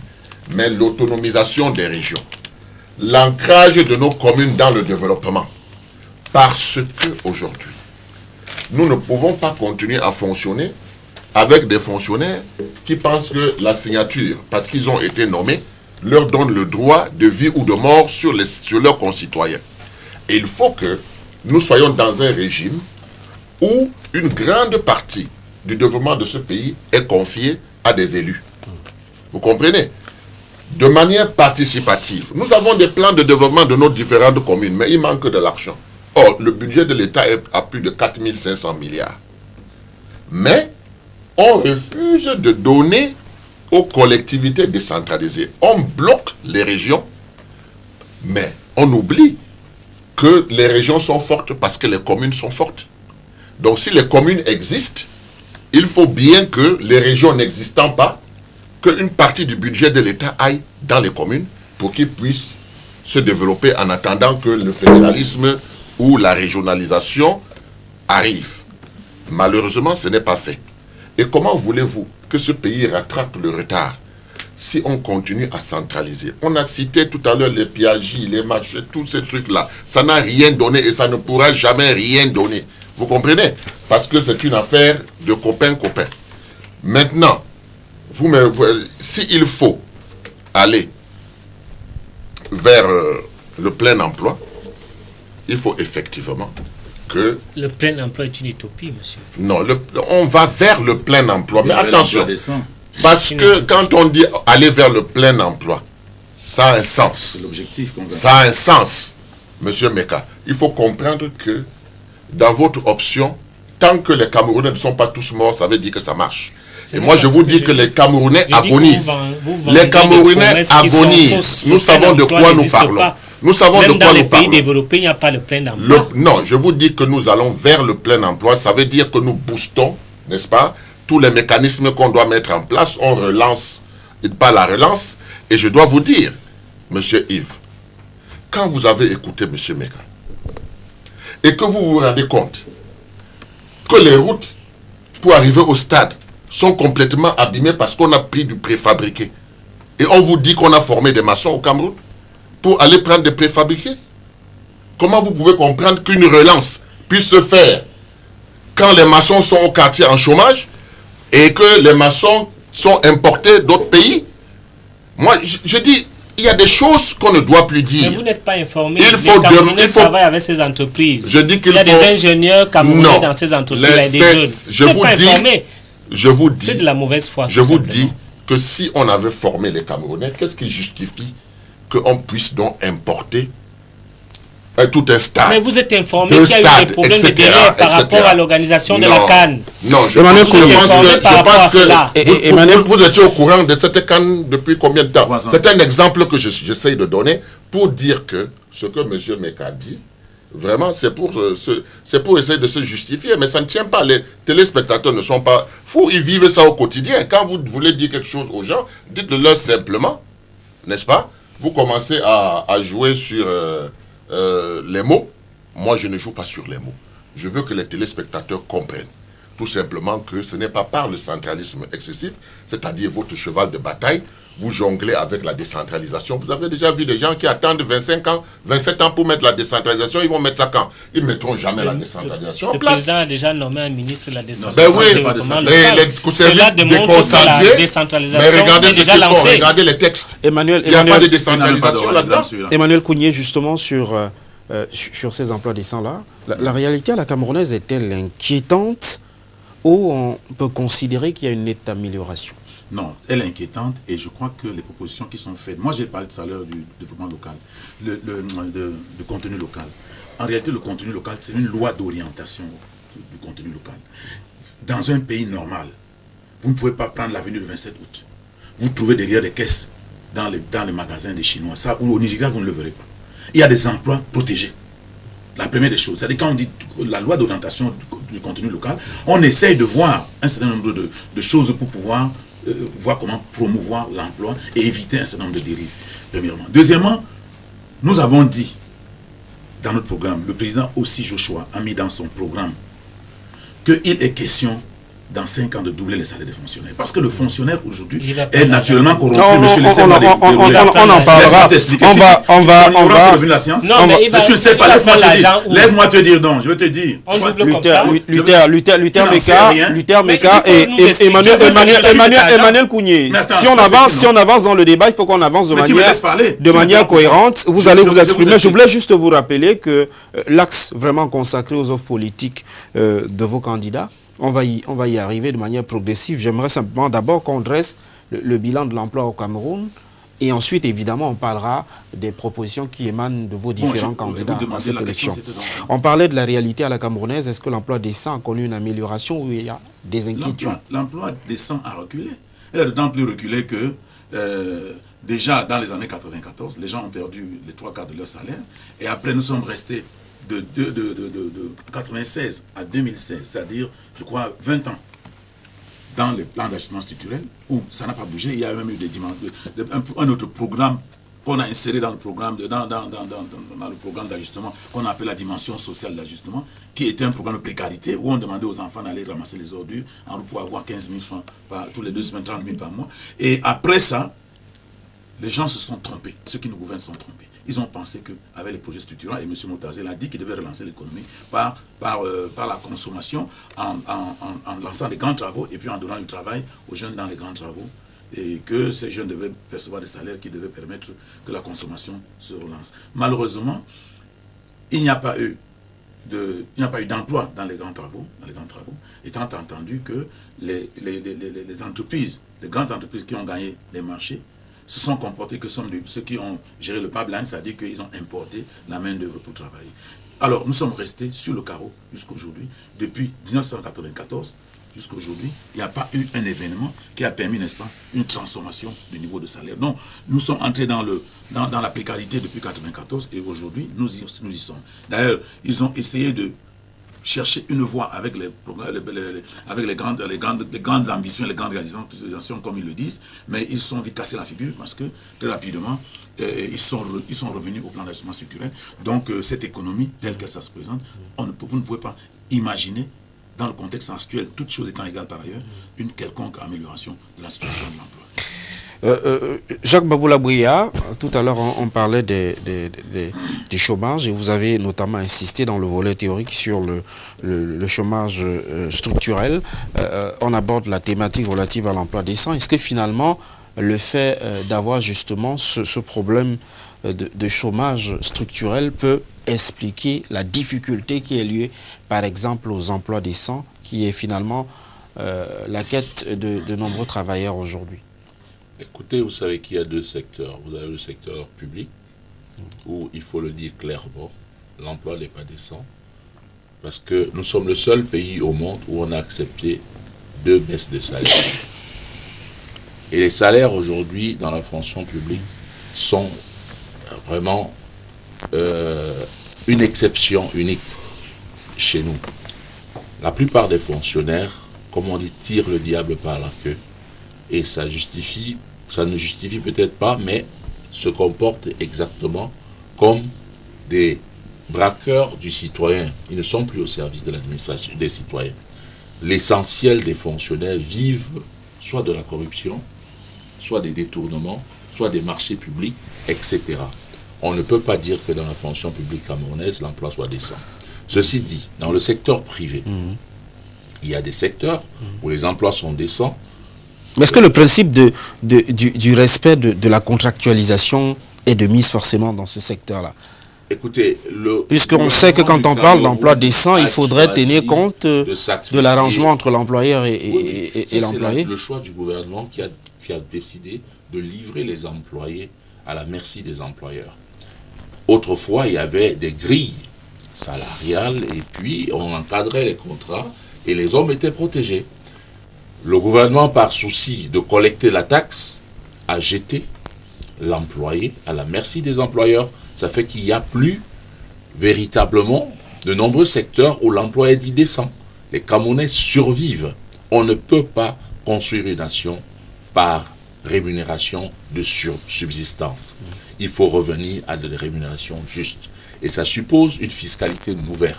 Dans la gouvernance économique nouvelle, il y a une fiscalité encourageante qui permet aux entrepreneurs de véritablement gagner de l'argent, mais aussi de rémunérer justement et utilement les employés. Il faut qu'on en sorte, parce que pour donner le meilleur de soi dans un emploi, il faut avoir le confort matériel et moral qui va avec. Il ne faut pas que vous veniez au travail sachant que votre enfant n'est pas allé à l'école. Il ne faut pas que vous veniez au travail sachant que votre épouse est malade, vous n'avez pas pu lui donner les médicaments qu'il fallait, etc. Il faut créer une sorte de société inclusive.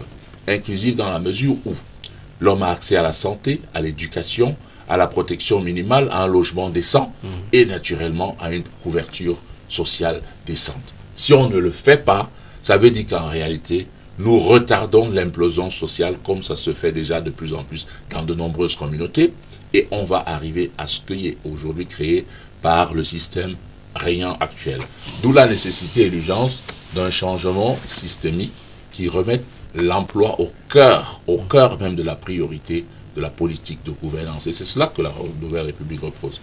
Je voudrais qu'on évacue rapidement quelques réactions des téléspectateurs et qu'on en vienne aux offres politiques de vos différents candidats pour résoudre l'épineux problème du chômage et la question de l'emploi décent au Cameroun. Bonsoir à vous sur le plateau. J'aimerais bien savoir comment faire pour obtenir un crédit agricole alloué par le gouvernement en place, car pour moi, cela a un caractère tribal, centre et sud du pays en priorité. C'est Boris qui nous a écrit ce message. Émission intéressante, le message n'est pas signé. Autre message, bonjour le panel, je suis Joacine, je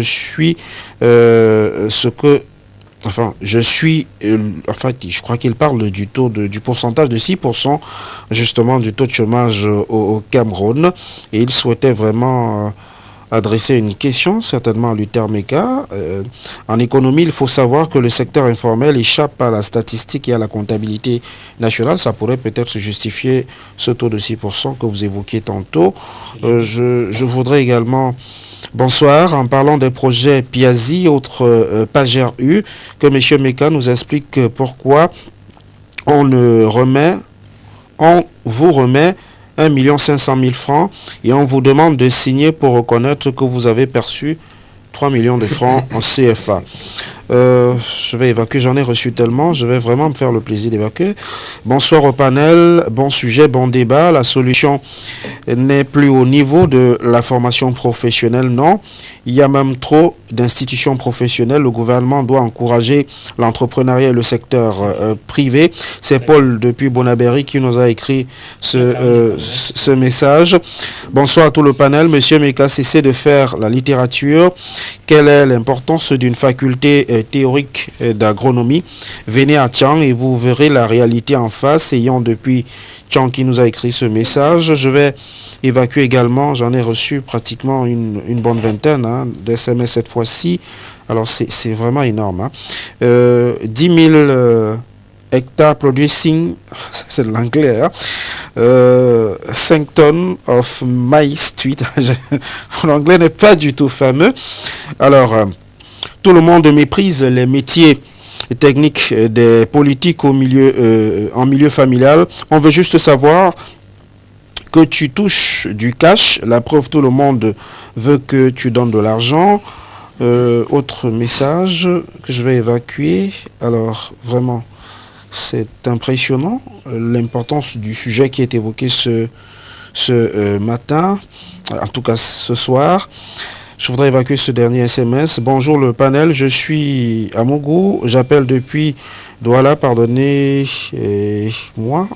Vraiment, j'ai du mal à suivre la suite de votre attitude, mais continuez à réagir au débat et à cette émission. Je voudrais qu'on aborde la dernière dorsale de cette émission ce mercredi et on va naturellement parler des offres politiques de vos différents candidats. Je vais commencer peut-être par Emmanuel Kounié ce soir pour résoudre le problème du chômage et certainement de l'emploi décent au Cameroun.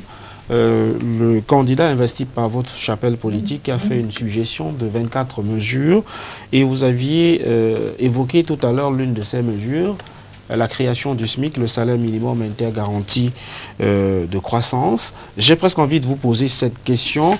Est-ce que c'est possible l'ambition qu'il affiche, celui de passer de 36 000 à 160 000 francs à CFA au regard du niveau de croissance actuel? J'espère que M. Meka va me laisser dire exactement de quoi il s'agit, parce que dès que je vais commencer, il va m'interrompre. Il y a deux choses. Il y a déjà le salaire des fonctionnaires qu'il faut relever. Et nous pensons que, si vous avez votre permission, je peux vous expliquer rapidement de quoi ça tourne. Et puis, il y a le SMIC, le salaire minimum interprofessionnel de croissance, qu'il faut doubler, enfin, qu'il faut mettre à 160 000 dans 5 ans. Alors, dès que nous arrivons, dès que le président aussi, Joshua, s'installe à Etoudi, la première des choses à faire, c'est de vous dire que nous avons, en termes de taxes sur la valeur ajoutée et sur le chiffre d'affaires, ce que nous percevons dans notre budget de 4 500 milliards, c'est pour l'année 2018, c'est 1000 milliards, 91, enfin c'est plus de 1000 milliards. Plus de 1000 milliards. Alors, la première des choses à faire, c'est de comprendre qu'il y a des poches de dépenses dans l'administration qu'il faut éradiquer. Je peux vous les citer, mais je crois qu'on n'aura pas le temps de le faire. Qu'il faut éradiquer, c'est-à-dire qu'il y a des dépenses qui ne servent à rien. Il y a, par exemple, le premier ministère dans le fédéralisme ne sera écarté. Le Sénat va partir. Il y a des ministères même. Nous aurons 20 ministères et non 65 ministres. Sauf qu'à travers le fédéralisme, vous allez créer forcément d'autres. Oui, on va créer d'autres dépenses. On a des ministères fédéraux. Mais ça va faire en sorte que dans tous les cas, il y aura une diminution des charges. Parce que vous ne pouvez pas avoir. De combien vous l'évaluez, cette diminution de charges? Ces diminutions de charges sont de plus de 500 milliards, du moins uniquement sur ce qui est des ministères. Parce qu'on vous signale, dans la Cour des comptes de la Chambre des comptes de la Cour suprême du Cameroun, dans son rapport, vous dit qu'en 2015, il y a eu plus de 930 milliards de marchés fictifs, tout simplement parce qu'on a une panoplie de ministres qui passent le temps à donner des marchés fictifs. Donc quand ils sont à 20, forcément, nous arrivons, ne serait-ce que pour les marchés fictifs, à une diminution des charges. Donc nous allons diminuer les charges. Et si vous voulez, bon, je crois que si le temps le permettait, je peux vous dire, il y a des postes de dépenses, par exemple, comme les subventions aux entreprises publiques, 55 milliards, comme production, intervention aux investissements, 55 milliards dans le budget, comme les dépenses communes, 100 milliards, il y a beaucoup de postes comme ça que nous allons enlever tout simplement des dépenses publiques. Et nous allons les enlever. Et puis, nous allons pouvoir, n'est-ce pas, réduire donc ces dépenses, ces charges. Et puis, au même moment, nous allons réduire la TVA et l'IS d'un certain nombre de points. La TVA, c'est 19,25%. De la taxe sur la valeur ajoutée. L'IS, c'est 33%. Nous allons réduire au moins de 5 points chacun, ce qui fait que les entreprises vont avoir un léger embelli par rapport, n'est-ce pas, à cette réduction de la taxe. Et nous allons entrer en discussion avec eux et nous allons augmenter le SMIC, le salaire minimum interprofessionnel garanti, et nous allons demander de faire un effort pour la première année. On ne va pas le mettre à 160 000, mais on peut l'augmenter même de 20 ou de 25%. Et nous pensons que, dans le système que nous allons mettre en place, dès lors que nous allons augmenter le salaire minimum interprofessionnel de croissance, ça va susciter la consommation. Et ça va être, n'est-ce pas, une bouffée d'oxygène pour les producteurs, parce qu'il y a des produits que ces gens doivent consommer. Et nous allons, dans tout le programme que nous allons mettre, puisque nous sommes sûrs d'aller vers une croissance beaucoup plus raisonnable, avec la gouvernance, avec les PME qui vont être bien gérées, avec, n'est-ce pas, comment j'ai dit, avec la production, avec le contenu local qui va être mis en place, qui va permettre aux PME, n'est-ce pas, de se retrouver et puis de se faire payer, de ne pas être dans le désordre qu'il y a actuellement. Nous allons avoir une croissance qui va faire en sorte qu'à la fin de la première année, nous allons avoir un taux de croissance qui va nous permettre d'augmenter également ce SMIC. Donc il faut qu'il y ait la relance de la croissance, conditionne la mise sur pied. La relance sera forcément et obligatoirement relancée, parce que dans le cadre de la décentralisation, nous aurons dans les régions, parce que dès qu'on arrive au pouvoir, c'est dans les 6 mois que le fédéralisme sera mis en place. Il ne sera pas question pour nous de venir poser encore des questions aux Camerounais pour leur demander s'ils veulent le fédéralisme ou pas. J'ai dit... Avec tout le dispositif que cela implique, c'est oui, il faudrait y arriver. On va d'abord faire des élections locales pour qu'il y ait, que le fédéralisme soit opérationnel, et puis nous allons pouvoir organiser, c'est ajuster, avancer au fur et à mesure. De toute façon, certaines régions prendront rapidement, d'autres prendront avec un peu plus de retard, et on va mettre les régions en rivalité, en concurrence, et puis nous allons suivre. Et nous pensons que en 5 ans, nous allons pouvoir, n'est-ce pas, faire en sorte que le SMIC soit à 160 000. Cyril Sambaka, non, on va aller de manière progressive pour que... Je voulais chuter sur les fonctionnaires. Oui, allez-y. Je voulais chuter rapidement sur les fonctionnaires. Nous pensons qu'il faudrait, nous décidons qu'il faudrait doubler le salaire des fonctionnaires en 5 ans. Comment nous allons faire? Quand vous regardez la masse salariale des fonctionnaires, ils sont à près de 900 milliards. Et quand vous voyez ce qu'on les paye, il y a environ 600 milliards qui sont payés aux fonctionnaires, et le reste des 300 milliards, c'est dans les frais de mission, les carburants et tout ça, les dépenses. Et tous ceux qui bénéficient de ces 300 milliards, c'est 20% des fonctionnaires. C'est-à-dire ceux qui sont des responsables. Alors, nous allons pouvoir reporter dans un premier temps ces 300 milliards dans le salaire des fonctionnaires pour provoquer une première augmentation et faire en sorte que, au lieu que certains fonctionnaires puissent mettre ça dans leur poche, que tout cela se retrouve sur le bulletin de paye dès la première année, et ça va faire en sorte que celui qui gagnait 150 000 se retrouve peut-être à 225 000, et ça va faire en sorte que tous les fonctionnaires sont sur leur bulletin de paye, et qu'un fonctionnaire qui commence le travail aujourd'hui soit capable d'aller dans une banque, avoir un crédit qui puisse lui permettre, n'est-ce pas, de construire sa maison à sa prise de fonction, et non pas construire sa maison en fin de carrière comme c'est le cas aujourd'hui. Et nous allons le faire progressivement avec la croissance. Cyril Sambaka, quelles mesures préconise le docteur Adamounda Mdjoya en cas d'élection à la magistrature suprême pour inverser la courbe du chômage? Mais je dois dire que nos propositions, en attendant que le projet sorte, nos propositions sont connues depuis longtemps. Donc je peux peut-être en parler en attendant de voir le programme lui-même qui va sortir. Je dois dire que nous reprochons... Vous n'êtes pas un peu en retard avec le programme? Non, on n'est pas en retard. La campagne, proprement dite, n'a pas commencé. Donc nous ne sommes pas en retard. Donc je voudrais dire que depuis belle lurette, ça fait plusieurs années déjà qu'on parle d'un certain nombre de choses qu'on va mettre... concrètement en route. Nous sommes convaincus que le démarrage de ce pays ne peut pas se faire sur le schéma actuel ou le schéma que le gouvernement propose actuellement. Parce que la décentralisation ayant été complètement dévoyée. Et quand vous regardez les textes, il ne s'agit pas de cette discussion qui avait eu lieu. La discussion qui avait eu lieu reposait sur le fait que ceux qui ont connu la décentralisation, ceux qui ont connu le fédéralisme, voulaient revenir au fédéralisme. Et le schéma qu'on a utilisé à la réunion tripartite, c'était de dire que puisque vous avez connu la gestion locale autonome, permettez-nous d'en bénéficier parce que ça vous a donné des avantages. C'est comme ça qu'on est arrivé à la fédération des régions.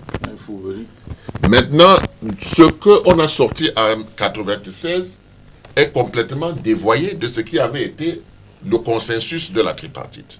Il faut donc revenir au consensus de la tripartite pour comprendre que ces régions qui ont été bloquées, ou ces fédérations qui ont été bloquées, n'existent pas encore, mais les communes existent. Les communes existent. Et chaque commune au Cameroun a un plan de développement. Vous vous imaginez un seul instant que si ces communes avaient des moyens, comment est-ce que les emplois pouvaient se faire par millions? Parce que nous avons 360 communes. Même la plus petite commune, si elle a les moyens, et il suffit de prendre 3 ans et de dire que chaque commune du Cameroun va être dotée de 1 milliard de francs sortis du budget, ça fait que 360 milliards. Mais ces communes-là vont faire quoi? Les communes vont être le vecteur de développement. Vous comprenez? Parce que quand les fonctionnaires n'ont pas pu orienter les populations et autres vers le développement, il appartient aux élus de le faire. Parce que eux, ils sont votés, contrôlés et sanctionnés. C'est ce qu'on appelle le développement participatif. Donc ces communes-là vont avoir des programmes qui vont leur permettre, en travers leur spécificité, d'avoir des points de développement bien précis. Ils auront besoin de main-d'œuvre, ils auront besoin de partenaires parties prenantes, parce que ces jeunes et ces gens vont se retrouver dans des comment on appelle ça, dans des joint ventures, n'est-ce pas? C'est-à-dire que les populations, dans un partenariat, vous comprenez, dans un partenariat qui permet d'être gagnant-gagnant, et l'assiette fiscale va s'élargir automatiquement. Parce que les Camerounais seront au travail. Un travail rémunéré. L'assiette fiscale va s'élargir automatiquement. Donc vous imaginez un peu ce que ça va produire et comment on peut donc bâtir une politique de relance en intégrant donc maintenant celle qui est structurelle. Parce que celle qui est structurelle, c'est elle qui la rend pérenne. Jacques Maboula-Bouya, des 50 engagements. Oui, ce que je voudrais dire... D'acquérir, le chômage est-il une préoccupation? À une approche de gouvernance de développement économique simple. Première des choses, nous allons mettre en place un système d'accompagnement des entreprises et ensuite une agence de gestion des ressources naturelles. Qu'est-ce que l'agence de l'autorité de gestion des ressources naturelles? C'est cette autorité qui permet à chaque localité, quand vous disposez par exemple du bois, que votre bois ne sorte pas sous forme de grumes, que ce soit transformé localement et que ça génère des emplois. Au lieu que ce soit des grumes qui sortent par exemple de Yabassi ou de l'Est, ça sera des portes, des meubles, etc. Et il y aura de la valeur ajoutée et les jeunes ne seront pas obligés de partir vers la ville.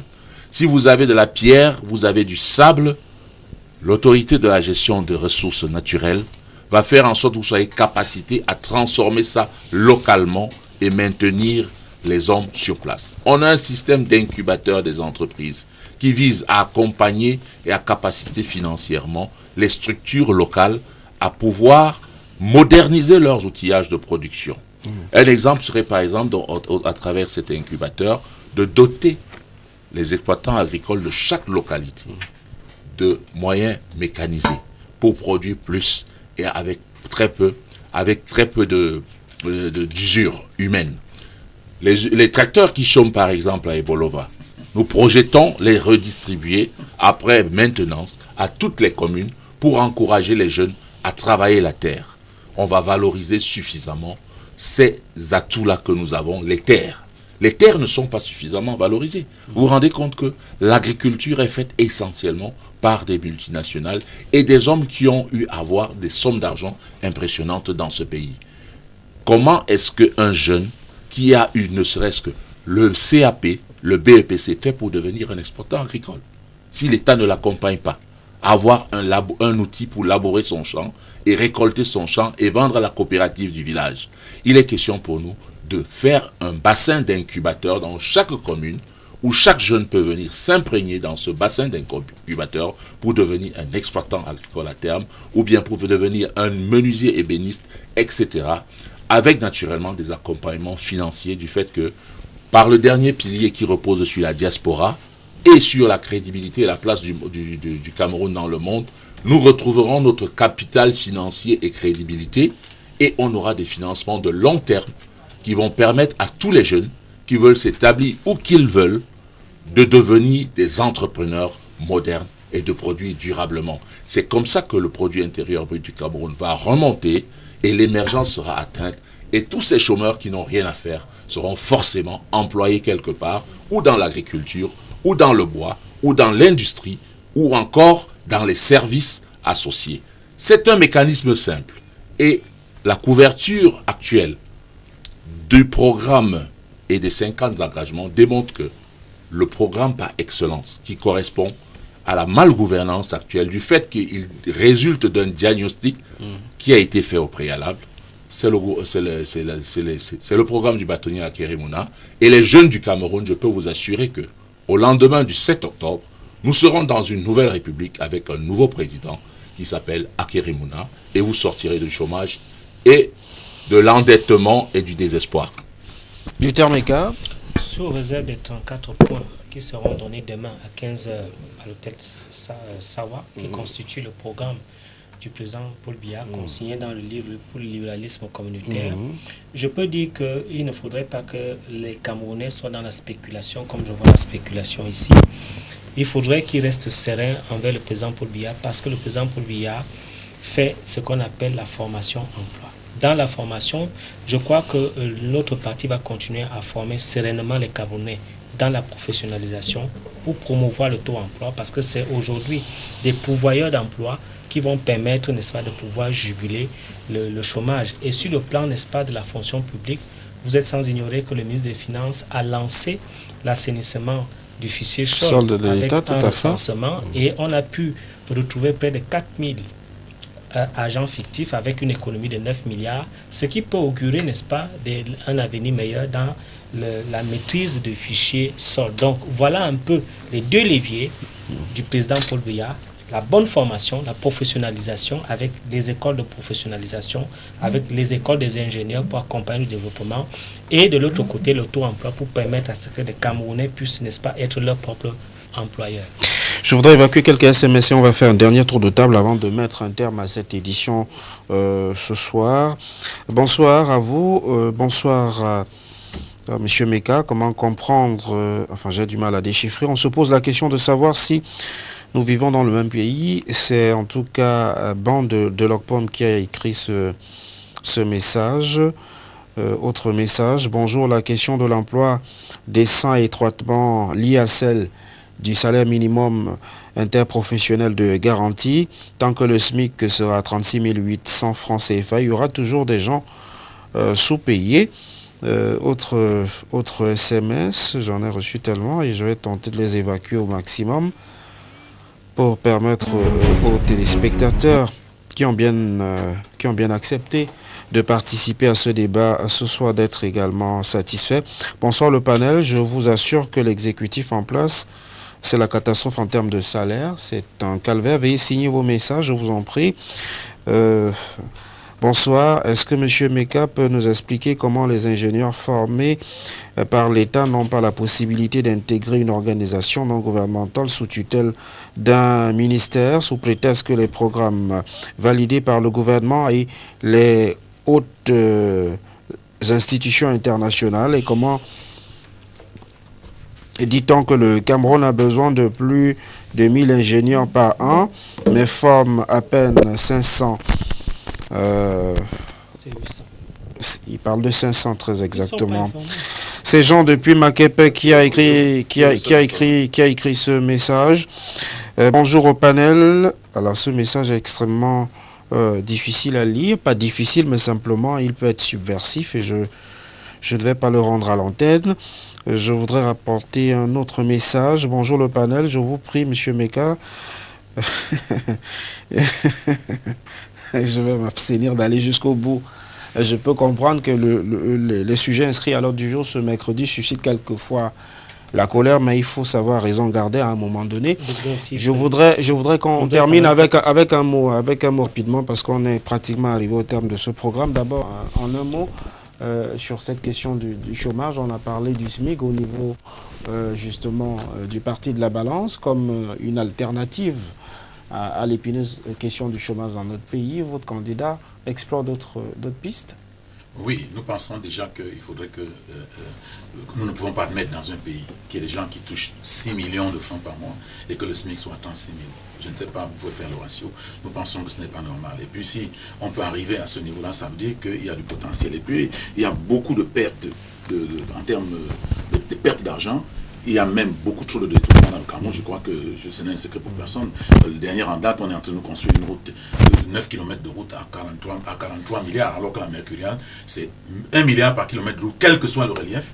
Et je pense que ce point du Cameroun, ce n'est pas exact. Ce n'est pas ça le a problème. été rectifié. Non, ça n'a pas été rectifié.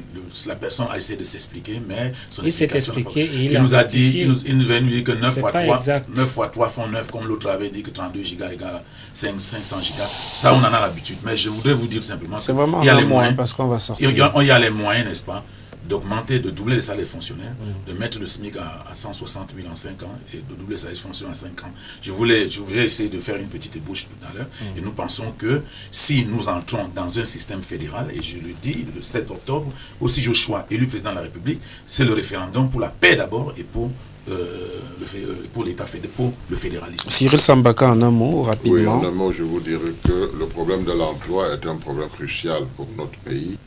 Et il ne va pas tout seul. Il ne va pas marcher tout seul parce que, en même temps, il faudra trouver des solutions pour le transport parce que la plupart de nos jeunes là qu'on voit en moto et tout cela, ils doivent pouvoir trouver, s'ils trouvent une insertion et tout, il faudra bien qu'on puisse substituer, voilà, les problèmes de transport, qu'on puisse les résoudre et surtout les problèmes de l'éducation. Parce que quoi qu'on dise, n'est-ce pas, avec les spécificités camerounaises, on ne peut pas s'en sortir si on ne professionnalise pas en fonction des objectifs qu'on veut atteindre. Or, aujourd'hui, c'est un peu du n'importe quoi, c'est-à-dire on crée, on forme et il n'y a pas de travail. Or, si nous avons nos spécificités et nos objectifs que nous voulons atteindre, la formation va aller donc dans le sens d'aboutir à ce à quoi nous allons et ce que nous souhaitons.